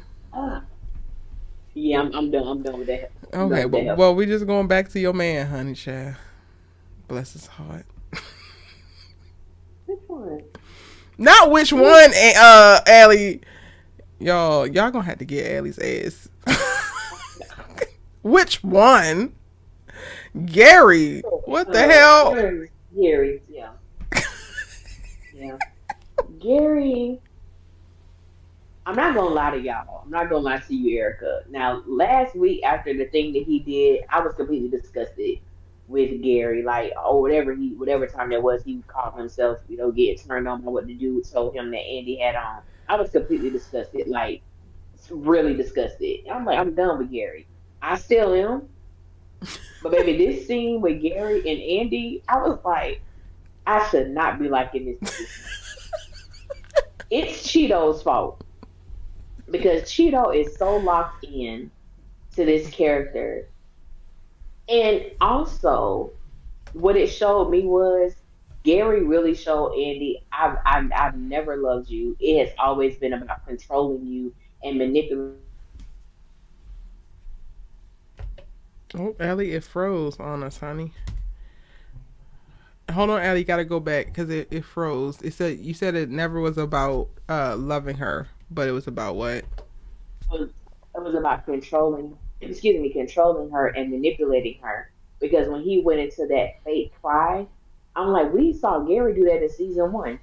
We saw Gary do the same thing in season two. He can turn it on and turn it off so quickly in order to get what he wants from Andy. But unlike then, now Andy has a level of fear when it Mm, comes to Gary. And I thought it was so amazing how just even watching her dynamic, how she had so much, oomph about herself when Fatima was with her. But when she was caught up by herself with Gary, we didn't see that person. So I'm like, if anything, that goes to show you if you don't have Fatima by you, you scared little girl. very, That very much Gary can so. basically do what he wants to do, and the reality is he ain't scared of Fatima either. At all. So I'm like, having Fatima with you just gave you a boast of confidence, but I'm like, he ain't scared of neither one of y'all. But that scene was, I definitely think it's ooh, about the control, but I do feel like what Gary knows love to be, I think he has that for Andy. He has to. Like he just has to. The control is one thing, but even why you're so interested in controlling this particular person, I think that he does pedestalize her in a way that he has not pedestalized women before in his life. I think that she is a I can very see that. beautiful trophy that he covets. And I talked about that in one of my I can most see that. recent videos. I don't think that it's actual true love, but I do think that Gary has whatever could be his monicum of that essence of that emotion.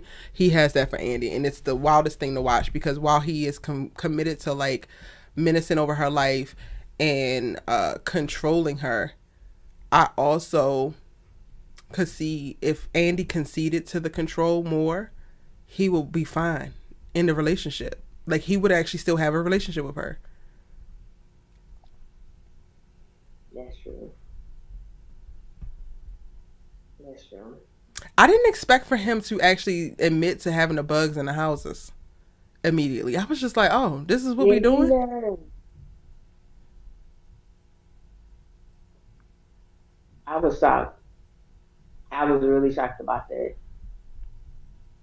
I guess once he made the statement of like, I know you and Penelope are working with FBI. It's like the only way he would know that information is if I guess maybe he felt she put two and two together. Like I might as well, admit to whatever is going on at this moment. But I didn't expect him to just come out and say it like that either. Me either. I I was expect him shocked about to that. let her sit with it. Even if he said that part, let her sit with how did he? Because there's a lot of power in like sending her on this manic episode of like, how the hell would he know that? Jordan, did you tell? Turning her on Jordan the same way that for a moment he turned Jordan on her. Yeah. Oh, that would have made sense too because now we know Jordan is angry with her, of course. So it would have made perfect sense because I would have. I guess this will make me sound so good of a person. Back in the day, I guess say back in the day, if I was gonna do something, I'm gonna play with your mind. Mm-hmm. I'm gonna play with your mind. I'm gonna do something to let you know I know something, and then let you figure out how I know. Which I probably done, you know, uh, got your email password, got your, done went through your phone. I only went through a phone twice, and that was early. That was late teenager, 20 years old. I ain't did it since. But just know, or just say slick things like, how the hell she did it? How the hell do I know that? You figure it out. I'll Or let you you figure that won't. out. But or you won't, or you won't. But just know Exactly. I know. But yeah, that was very interesting. And then when he was like, "Damn, you waited this long to tell her you love him," I said, "Gary, stop, Gary Marshall Borders. stop it, stop it." You're a menace, bro. Oh man, he is. Most of his I dialogue love be it. like bars, and I'm like, sir, stop, because I don't want to like you. But the fact that he actually said that in that moment, it was funny, and she has struggled to do so. And he said it so cavalier.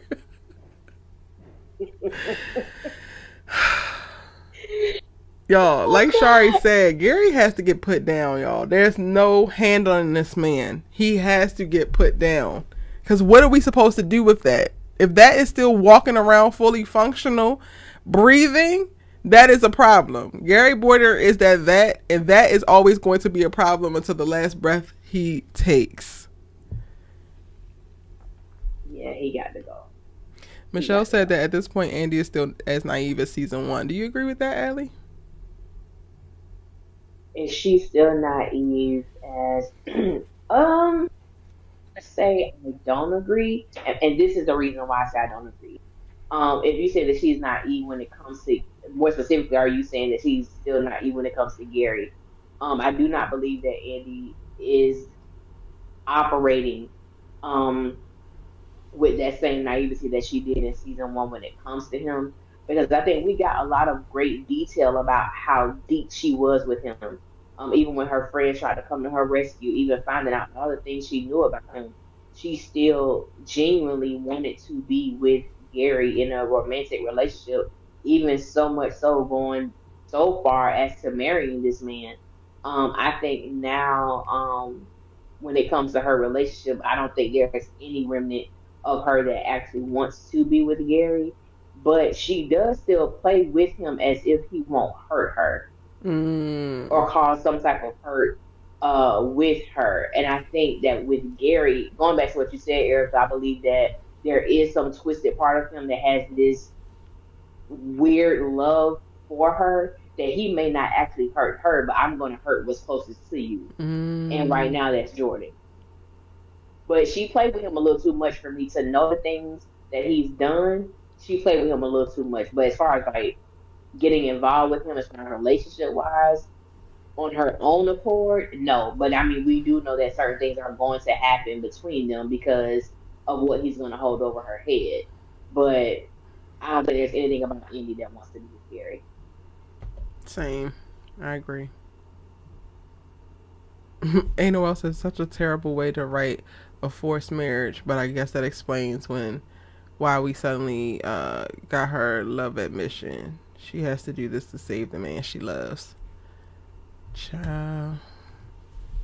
I was thinking about Jordan and Andy before we got on live, and I'm like, are they the healthiest relationship in this thing? They are a little overly reliant on sex, but they do talk. They do support each other within career. It's interesting because I'm like, while I don't think that the actor that plays Jordan and KJ have a ton of chemistry, I get it in theory of like why Andy wants to stay in this relationship, because it is a very safe, healthy place to be with a very healthy option in reference to males. What you think? Um, it is interesting because they may have the healthiest, and that's not saying much. Um, Be clear. for me, to be Be honest. clear. Like it's Yes. not it's not saying much, but they probably do have the most healthiest relationship. I believe that oh yeah, it's definitely Sadie toxic. It is definitely toxic. But just out of the relationship that we have on screen, I think that once truth came out about this whole Penelope and Gary and all this stuff like that, like I understand in this situation, I understand why um Andy was not being as forthcoming because his sister is in protective custody. Um, this whole thing with the case and all of that.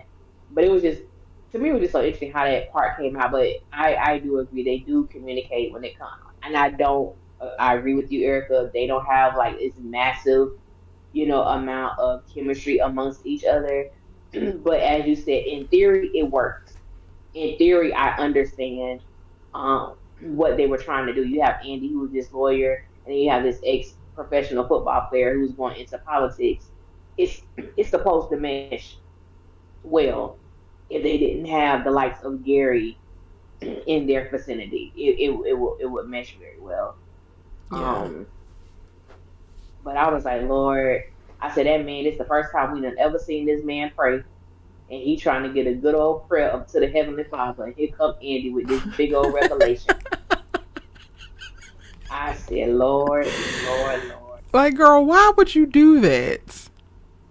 What? When she started talking, I said, Andrea Barnes. I think my eyes started twitching a little bit. Because, girl, what the fuck are you doing? Andy, The power of Jesus compelled her, I suppose. Like, girl. I guess. And it was a bit much for me because even with Jordan, Lord, wherever she is, Lord, just protect her, Lord, and don't let no harm come to her, Lord, please, Lord, please.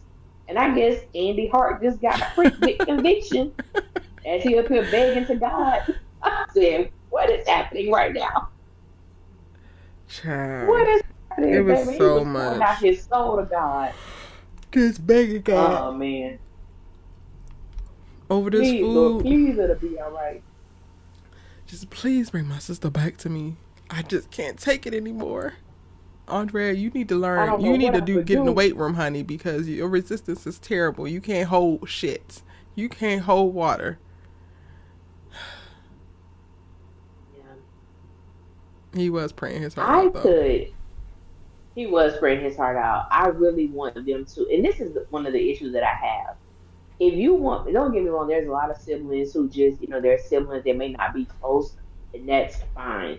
But if you want me to believe that Jordan really don't know what he would do if something happened to his sister or whatever the case may be. I don't think we were really shown. It don't have to be episodes of them showing how close they are and things like that. Because even I think when the season first opened up, it had been months since they had even seen each other. Yep. So I'm like, if you want me to believe that this man is so close to his sister, show me that Yep. because I don't believe it. We just saw this brother going to play basketball the other day while his sister's out there lost to be damned. And he's gonna go out there and shoot hoops and go to the gym. Now he praying his heart out. Come on now, come on now. But I get it. I get it. But that scene there was just wild.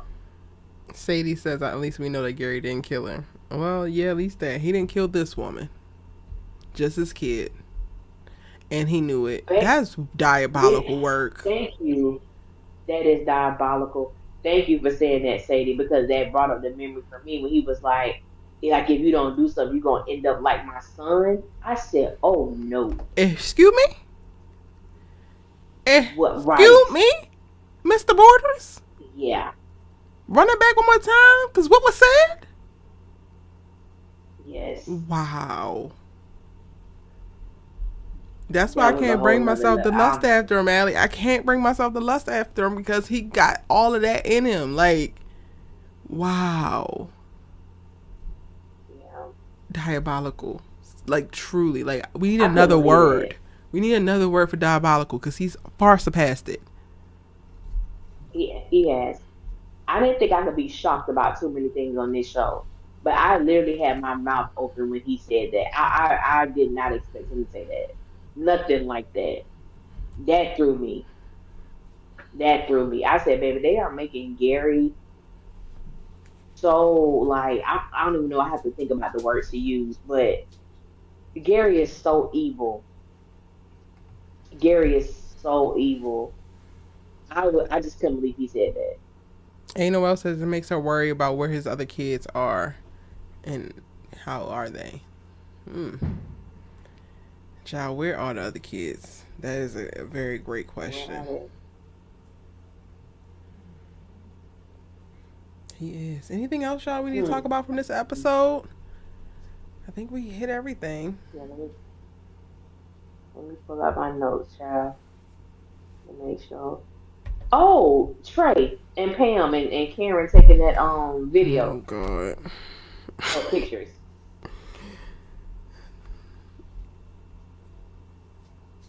Karen, mind your pregnant ass business. Also, Trey, what the hell is Pam? Is she your mentee? Because a couple suggestions is sexy because you invested in me. This is feeling very much so like I'm on an internship. What the hell is going on, nigga? I just want to be so done with the Trey thing. I swear I do. They won't get me free from it. For me, because it's like, okay, when he was first introduced to us, we understood quite well that he was interested in Karen. And then once he realized that wasn't going to pan out, okay, you went out on the date, or so we thought. You went out on a date with Pam, which I think is fine because I feel like Trey can date and kiss and slap her down whoever he wants to because he's not in a relationship with anybody. He in a relationship with Pam. And so, like, even last week, I was like, I don't think he's really feeling Pam like that. Like, I think it's like the banter or whatever. But I really didn't care that Karen took pictures of him with another woman because I don't care about him and Pam like that. But I do want to know what his purpose is. As you stated, are Right. you just here to give Pam tips on how to grow her business, how to become successful? I don't have no problem with you wanting her to see her grow and be successful. Then let it just be that. Take out the flirt and take out all of that because obviously, what I'm saying, you're doing what you're doing, which is fine. But I don't get you now. I don't understand your purpose now. Same. That's it. Like, I'm not mad at Karen for taking the pictures. I just don't want her to insert herself, and then Pam ain't gonna believe her. Then they gonna have beef. Pam then also, we forgot this part. Pam then also ran up the goddamn credit card, so Karen don't have no goddamn health insurance. So the damn health insurance has been bouncing because the credit card is maxed out. Probably because of Pam's ass. I just don't. Y'all gonna piss me off. Was it health insurance or was it the insurance on her salon? I thought it was Because her I'm health trying to figure out is insurance. that person. Because I was trying to figure out the person voice that we heard over the phone was that Who the was same it? white chick that rolled up on Karen. Okay. Um, because I was like, why is this lady so nasty? Like that, I was thrown off with that. I'm like, why she coming at her like that? Same. I was like, who Like the I hell don't is go on behind this her phone? now. Who is? I said, is this Sabrina? Can't possibly be Sabrina. Who the hell is this? Okay, Right. I assumed it was I'm her health wondering if that insurance, same but it white might have been woman. her insurance on the actual place. Lord. She rubbed me the wrong way. She just, I'm like, all right, little white lady, I need you to Right. take it down a peg.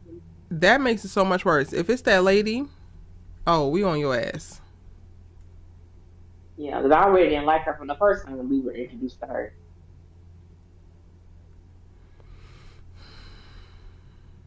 Oh, we didn't talk. Captain Hamilton Child. trying to get that old thing back. Tony, just go your ass back home. How about that? And leave everybody the hell Go alone. back home. Go back home, babes. It's fine. Because it seems like you're even fighting very hard to not like this lady. And this lady is not showing me why you have a reason to not like her. Just go back to your goddamn family. Is Daniela's punani that bad? I mean, that great? Like, what is it? She wants you. You could want her, but you also don't want to hurt Daniela. Regardless, figure it out off screen because I don't want to see it. And those are facts. And those are facts. I'm like, Captain Hamilton, baby, I know you want your family back. And I guess I can respect you for letting it be known, but you're doing a little too damn much, ma'am. Let's Is do how we she? did back in the day. When they were, let's have a movie night when the kids get it between us in bed. Baby, she put emphasis Oh, I wasn't on in listening. bed. Now, like I said, I wasn't listening. oh yeah, she was like, let's have a movie night. You should stay tonight. Like we did when the kids got between us in bed. I said, wait a damn minute, ma'am. I didn't hear that part in my Because bed. Okay, she was doing anything, a lot. I like the fact that you want your pet. She was doing a little too much, but I'm like, I understand because even I think he spilled something on his pants, and she was trying to wipe it off. I was like, I don't remember that there is either. I no, literally checked out. I don't remember yes, that. ma'am, yes, ma'am. Like there is no doubt in my mind that Captain Hamilton wants her man back, wants her family back together. And she kept calling Danny Fanny, which I thought was hilarious. I I didn't said, pick "Oh, up on she's that Fanny, either. baby. What? I ain't had no problem with it." 'Cause I said, "You know what? Because Danny gonna be quick to call you a B the first time she saw you. She know who you was. She don't even care. I'm here for Fanny. If she got so much mouth for everybody else, call her whatever you would like, Captain Hamilton. Child. Child. They said she major now. She major Hamilton. Major Hamilton, even better. Um, hmm.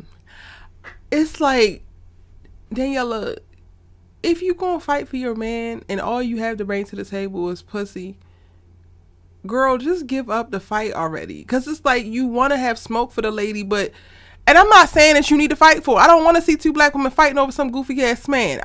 Be clear. But if you want to stay in the goddamn ring, this is a perfect thing to like motivate you to get your shit together and show that you have something to offer. The fact that Tony literally said, "Are you smoking again?" I said, "Okay, about time somebody said it." I wanted to know if you was okay with her smoking like a goddamn chimney. But clock it. So we about to start to address her substance abuses. Oh, okay. Because Daniela, you want to side out this lady and her coming back in and like, oh, she definitely wants you.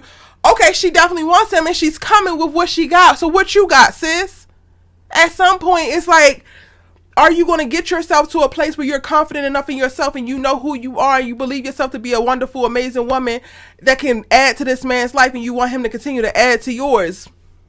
Then cool, and then you'll be able to rest in that. Then this type of stuff wouldn't even be able to shake you because you know what you're coming with. But now we're about to have to watch endless minutes of various scenes of you leaning into your insecurity, and I can't even get on your goddamn side because you come to the table with nothing but punani. Girl, this is not the 1900s. This is the 19. Nope, we're not in the 1900s no more. This is not the 1900s, honey. Pussy is not that bad. Like, there's pussy everywhere, Daniela. There's quite literally vagina everywhere. And if that is your 100%, without a doubt, money back guarantee selling point, honey, you giving out hella refunds. Girl, like, I don't want to watch this shit. Like, I swear to God. What did she say? How was the dinner? Well, what did she say? Oh, the kids asked about you. Oh, well, what did they? Oh. You don't even like these kids, girl. You don't like nothing about this man's circumstance in life other than his penis, which is probably also why you feel so comfortable only offering your pussy. So, like, can we just stop, please? Can we stop? You're exhausting me. Baby, you hit on some points, okay? Because the first scene with them at the airport, he asked her, "Have you ever effed in the rain?" And she was like, "How about we do it outside?" Well, I'm the vice president here. I got the keys to rooms you never know exist. So everything about your relationship is about sex, which is going back to your point of she has no problem with offering up coochie because that seems to be all he wants in the first place. Then you went last week and got your little friend shaved because you think because Major Hamilton in town, that's what's going to save this farce of a relationship. Okay, cool. Fast forward, he goes to dinner with his ex-wife and kids. And the fact that they had these kids even ask about Danny, I said, first of all, them kids don't like her. And them kids would not have asked about Danny. So, writers, let's not do that. I had a problem when he told Danny he was going to dinner with his kids. Something, yeah, kids eat early. Just feed them some chicken nuggets. My child would not be eating no damn chicken nuggets, so I can come to your house and break you off. We're going to dinner, ma'am, where they Like, don't sell or serve chicken damn nuggets, and my kids child. are not 5. I I can't. It's like, why are I we said I can't. here? Yes, and like you said, I'm so glad that Tony brought up the fact that you literally just got up and took a sip of coffee and you already blazing. That's so unattractive to me. Not for those who may smoke, but literally, you literally just got out the bed. You ain't even say, "God, thank you for waking me up this morning." You finna come in here and blaze up for what? For what? Like that's just ridiculous. You ain't brush your damn teeth probably, but you blazing. I said when he brought it up, I'm like, thank you, Tony. It's about damn time. Yep. And Virgo Queen, yeah, I saw the preview where she finds Danny's vape pen in the kids in the daughter's bag. Child, the whole thing, I don't want to see it because Daniela is not going to take any of it seriously. She's not going to hold herself accountable to all of this. So like, I'm good. Tony, whatever comes from this, whatever dismay comes to your family by way of you not being able to disattach from Daniela King, you brought this shit on yourself. Hmm. He sure did. And I think his ex-wife must have got in his head because Danny wanted to have sex before he went to work, and he was like, I'm fully dressed. I have to go. A couple weeks ago, Tony would have took them clothes slack off. And first of all, you ain't got to get undressed to have sex, boy. You ain't got to get all the way undressed. But I That think part. that something happened because you would have been down, but you weren't down tonight. So something shifted. Something And you slept on a happened couch. that okay. Like, I When understand I that I'm came asleep, home, you but were asleep. do you not hop in beds because I didn't fall asleep at the time that you were falling asleep at the same chat? You might be on to something, Allie. You Who might ain't be on to something. who ain't got woke up before? Like, girl, don't fall asleep. I'm not. And then you fall asleep, baby. You get that little tap on your shoulder or that little slight, pinch on your back or your butt. We done been there. Hello. And you will wake your behind up and do what needs to be done. Period. I don't know what he was talking about. Cha. Oh wait, Tanya says that that's because Tony didn't spend the night with the ex-wife. I don't know. When I saw that he was waking up, like he was on the couch, I was like, did he go over to the ex-wife house and come super late, and he just snuck in while Daniela was asleep? But I'm like, I'm not gonna put that on him. I don't Ooh, know.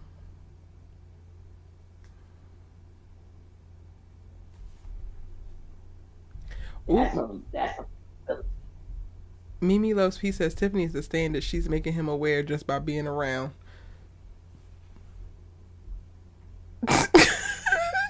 I like That's that. my thoughts. That's why I said that she wasn't doing too much but I also checked out of this episode, so I didn't register half of the things that she did in this episode, which are in fact entirely too much. But for me, how I was looking at it, it's like, oh, she's just existing, and it naturally creates conflict for somebody who just exists in mediocrity.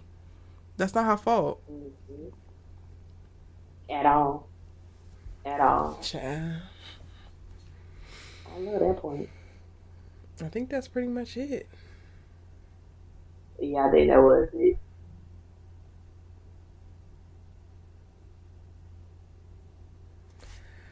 All right, y'all. Well, thank you for joining us for another episode of Our Sisters Keeper, breaking down the most recent episode of Tyler Perry's Sistas. We're in season 7. It's crazy because this was episode 17, so we only have about 5 more episodes left in this season before we're out. I definitely think that we're going to be getting an announcement for Zatima very soon. They have already filmed seasons 3 and seasons 4, and season 8 of Sistas has already been filmed. So there's still so much coming within this universe. I'm gonna try my best to make it all the way to the end, Alley, but I don't know if I'm gonna be able to do it depending on how this shit about to shake. What you mean, like watching the episodes or reviewing the Yes, episodes all or of both? it, all of Which one? it. All of it. I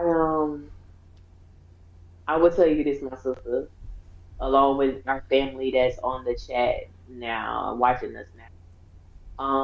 This has become like I enjoy our deep discussions about the show. But watching the show has become incredibly hard for me. And it's something that you said in the beginning, like in order to watch this show, like you got to be doing something different. Something else has to be like going on. Because to sit down and follow this show and watch this show, um, it's so hard. It's so difficult, um, to see. And I'm just gonna be honest. Like for me as a black woman. watching this, it's heartbreaking for me. For many reasons. It's heartbreaking for me for many reasons because Sistas was once like one of my favorite shows because I remember Sistas premiered the same time as The Oval. I've never watched the episode of The Oval. I don't watch Tyler Perry shows.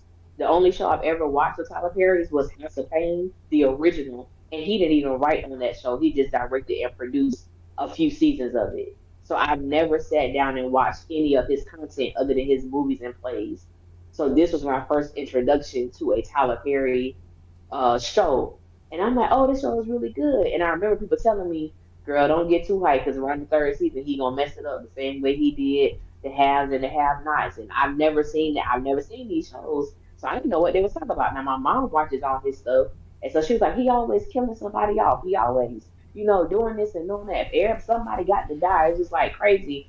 And then watching Sisters, I really felt and hoped that this would be a show for us, like to really see how things are played out, and not that these things don't happen in real life, but at some point there has to be a pivot, there has to be a shift, there has to be something that goes on in these women's mind that causes them to go another way. And I knew Sisters for me was taking a dive when Zach had become the main character. Mm-hmm. Because how do you have a show called Sisters and then this man is taking over? Like it was wild to me, and I saw it as it was happening. I was hoping it would shift back, and it just hasn't, and it's gotten worse. And you add all these other characters that we, the audience, don't really give a damn about, and you're spending so much time telling their stories when we don't even know much about the four women that we started off with. Like we don't really know them. Mm-hmm. We're still finding bits and pieces about who they are, their personalities, their how they grew up, what parents of theirs that are no longer living, and it's just wild to me. But I feel you so much. It has become so difficult for me.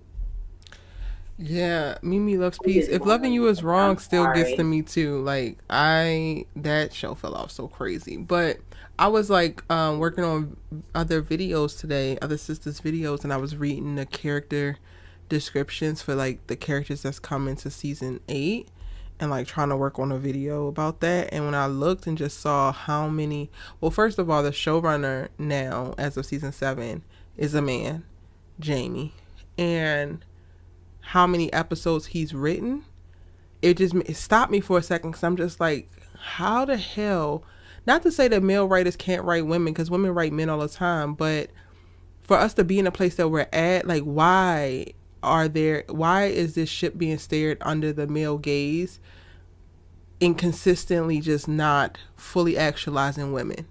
It's a very clear deficit in that, and it's kind of like frustrating to me. So like today I was just like, I don't know how much longer I'm gonna make it, because I feel like you can only regurgitate this half-baked BS and throw it on air and keep people interested for so long.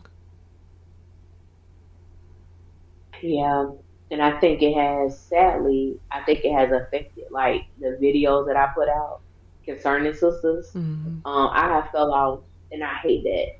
Like and not only just like I hate it because when I commit to something, I'm committed to it. But I realize I'm like how I feel about this show. I don't want to go into a bashing mode. Like I don't want to do that.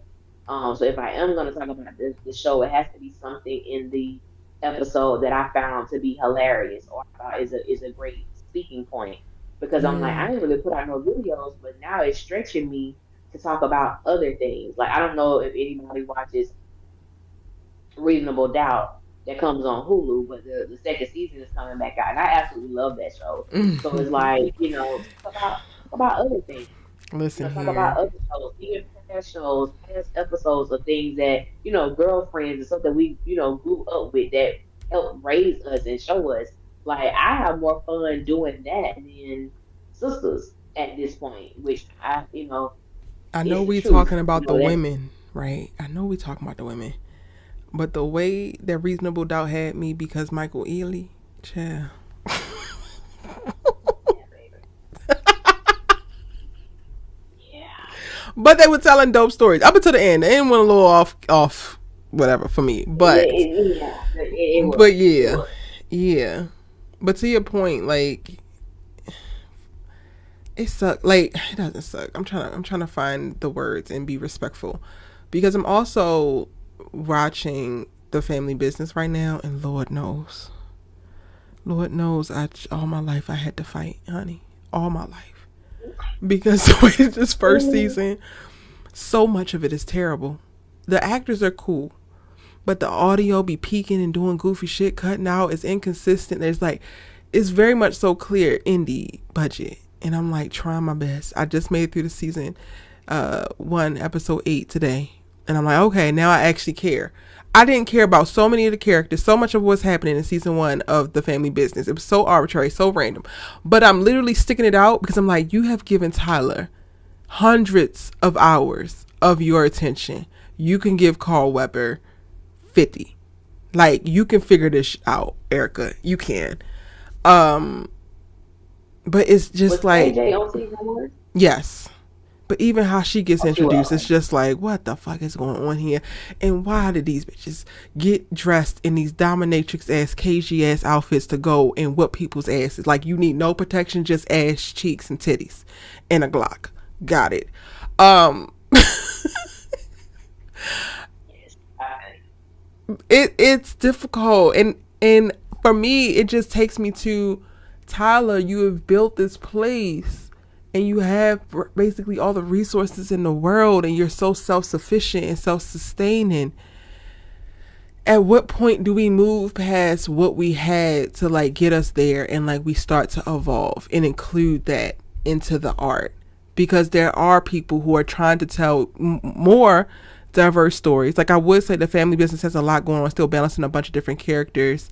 The writing isn't necessarily terrible. Some of the stuff for me visually doesn't align and makes me not believe.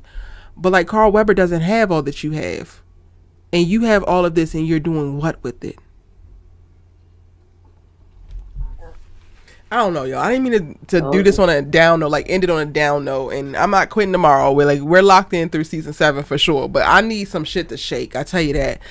And looking at the episode, the season 8 characters, I know that they're also trying to restrict more because they don't want so much to leak out. But from what I'm seeing, I'm not actually getting excited about season 8, and I'm just like, ugh. At what point is some of this just a discipline and commitment, and like wanting to show up and continue a platform for my community, and then also doing what makes me happy? Like, ooh, where do I it's fall a between there? struggle. It's a struggle. I think that and I don't think it's in it on a down note. I think it's in like on a truth note, like to a mm, very vulnerable and transparent moment. Because sometimes the people, we talk about the show and it's something that is fallacy, is false, but really getting, Alicia and Erica like to really express like how we feel about, what's happening in, you know, how we feel about these things. And I think for me, I think that your personal channel has really been something that has encouraged me. I know I've talked about it before, like starting going back to my personal channel on YouTube and really letting people see me or really get insight to who I am as an individual. Like some of the experiences that I know, I come on here and I talk about sex a lot. I talk about penises a lot. I talk about certain situations a lot, and that's because like for a certain amount of years of my life, I was it was ridiculous. It was a time, but it was damn ridiculous. But just to even talk about how I was that person, and then how truly how God shifted something in me that made me change from being that individual. And it's a story that I do want to share. I got stories. People say they got stories for days. I have stories for years. mm, Like the things that I've done, things I thought I would never do, the things that have, really changed and shifted my mind and my life and my perspective. And so a lot of times too, when we get people who come on our platforms and they spew certain things of, oh, y'all just don't want, no, you don't want to see Zach happy, or these like, we're not man bashing, but when you dealt with men who were immature while you were in your immature state, and when you mature, it's just certain things you're unwilling to deal with and you won't deal with. And that doesn't mean I'm bashing men, but that means I'm holding you to a standard. You either gonna meet it or you not. And no love lost if you don't. But you have men. I saw that girl, one of my exes posted something on Facebook. I was like, what? You 40 years old and this still your mindset? Disgusting. Sure. Absolutely, absolutely disgusting. So to be where we are to talk about these, black women and really want to uplift black women specifically and how we see these black women being depicted, it is very heartbreaking for I know for me. Um, but like I said, you encouraged me a lot with your personal channel and is your willingness to be vulnerable and transparent when it comes to certain things like comments, your perspective. I know this thing. I just watched your one of your lives about the shy, how you had Mm. like certain your comment section, certain things like that, and even having a dialogue with a man. It's hard at times because they go to the defense instead of just hearing what I'm saying. You go to the defense, and we can't even really have a conversation because now you got this wall up now. But Mm-hmm. I do want to get more into that. I want to get more into just who I am as a person, who I am as a writer, the stories that I love to talk about, to write about. Um, but watching Sisters really has really lit a fire under me to get my own work out there, Mm. like to finish these stories that I'm because I'm like we deserve more. And me and Erica have talked about this before about like even the what is it called, young adult or young romance. I don't know the category. Yeah, the Um, young adult. it's YA. young adult, right? So and it's very rare that we see all black YA thing on Netflix. It's all white people, and no Mm-hmm. diss to them. But I'm like, when you're a teenager, you never had a boyfriend, you never been in love or thought you were in love, and how that plays on your mind. I know how it was, So it's like our story should be told as well, and they should be told with a level of responsibility and care, Mm-hmm. and that's not always the case, and we really don't even see them, we really don't, but yeah, that's where I am. So I feel you so much, Erica. Like I could do season 7.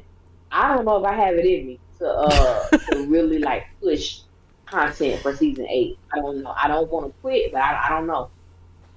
I don't know. We don't know, y'all. We don't know. Um, but all right. We will see you back here next week for another episode of Our Sister's Keeper. I will be live on Friday to talk about Power Book 2 Ghosts. And then on Oh, Tuesday, I'm sorry, back again for All American, as All American and All American All American will be back. It took a break this week, and All American Homecoming will be premiering next week.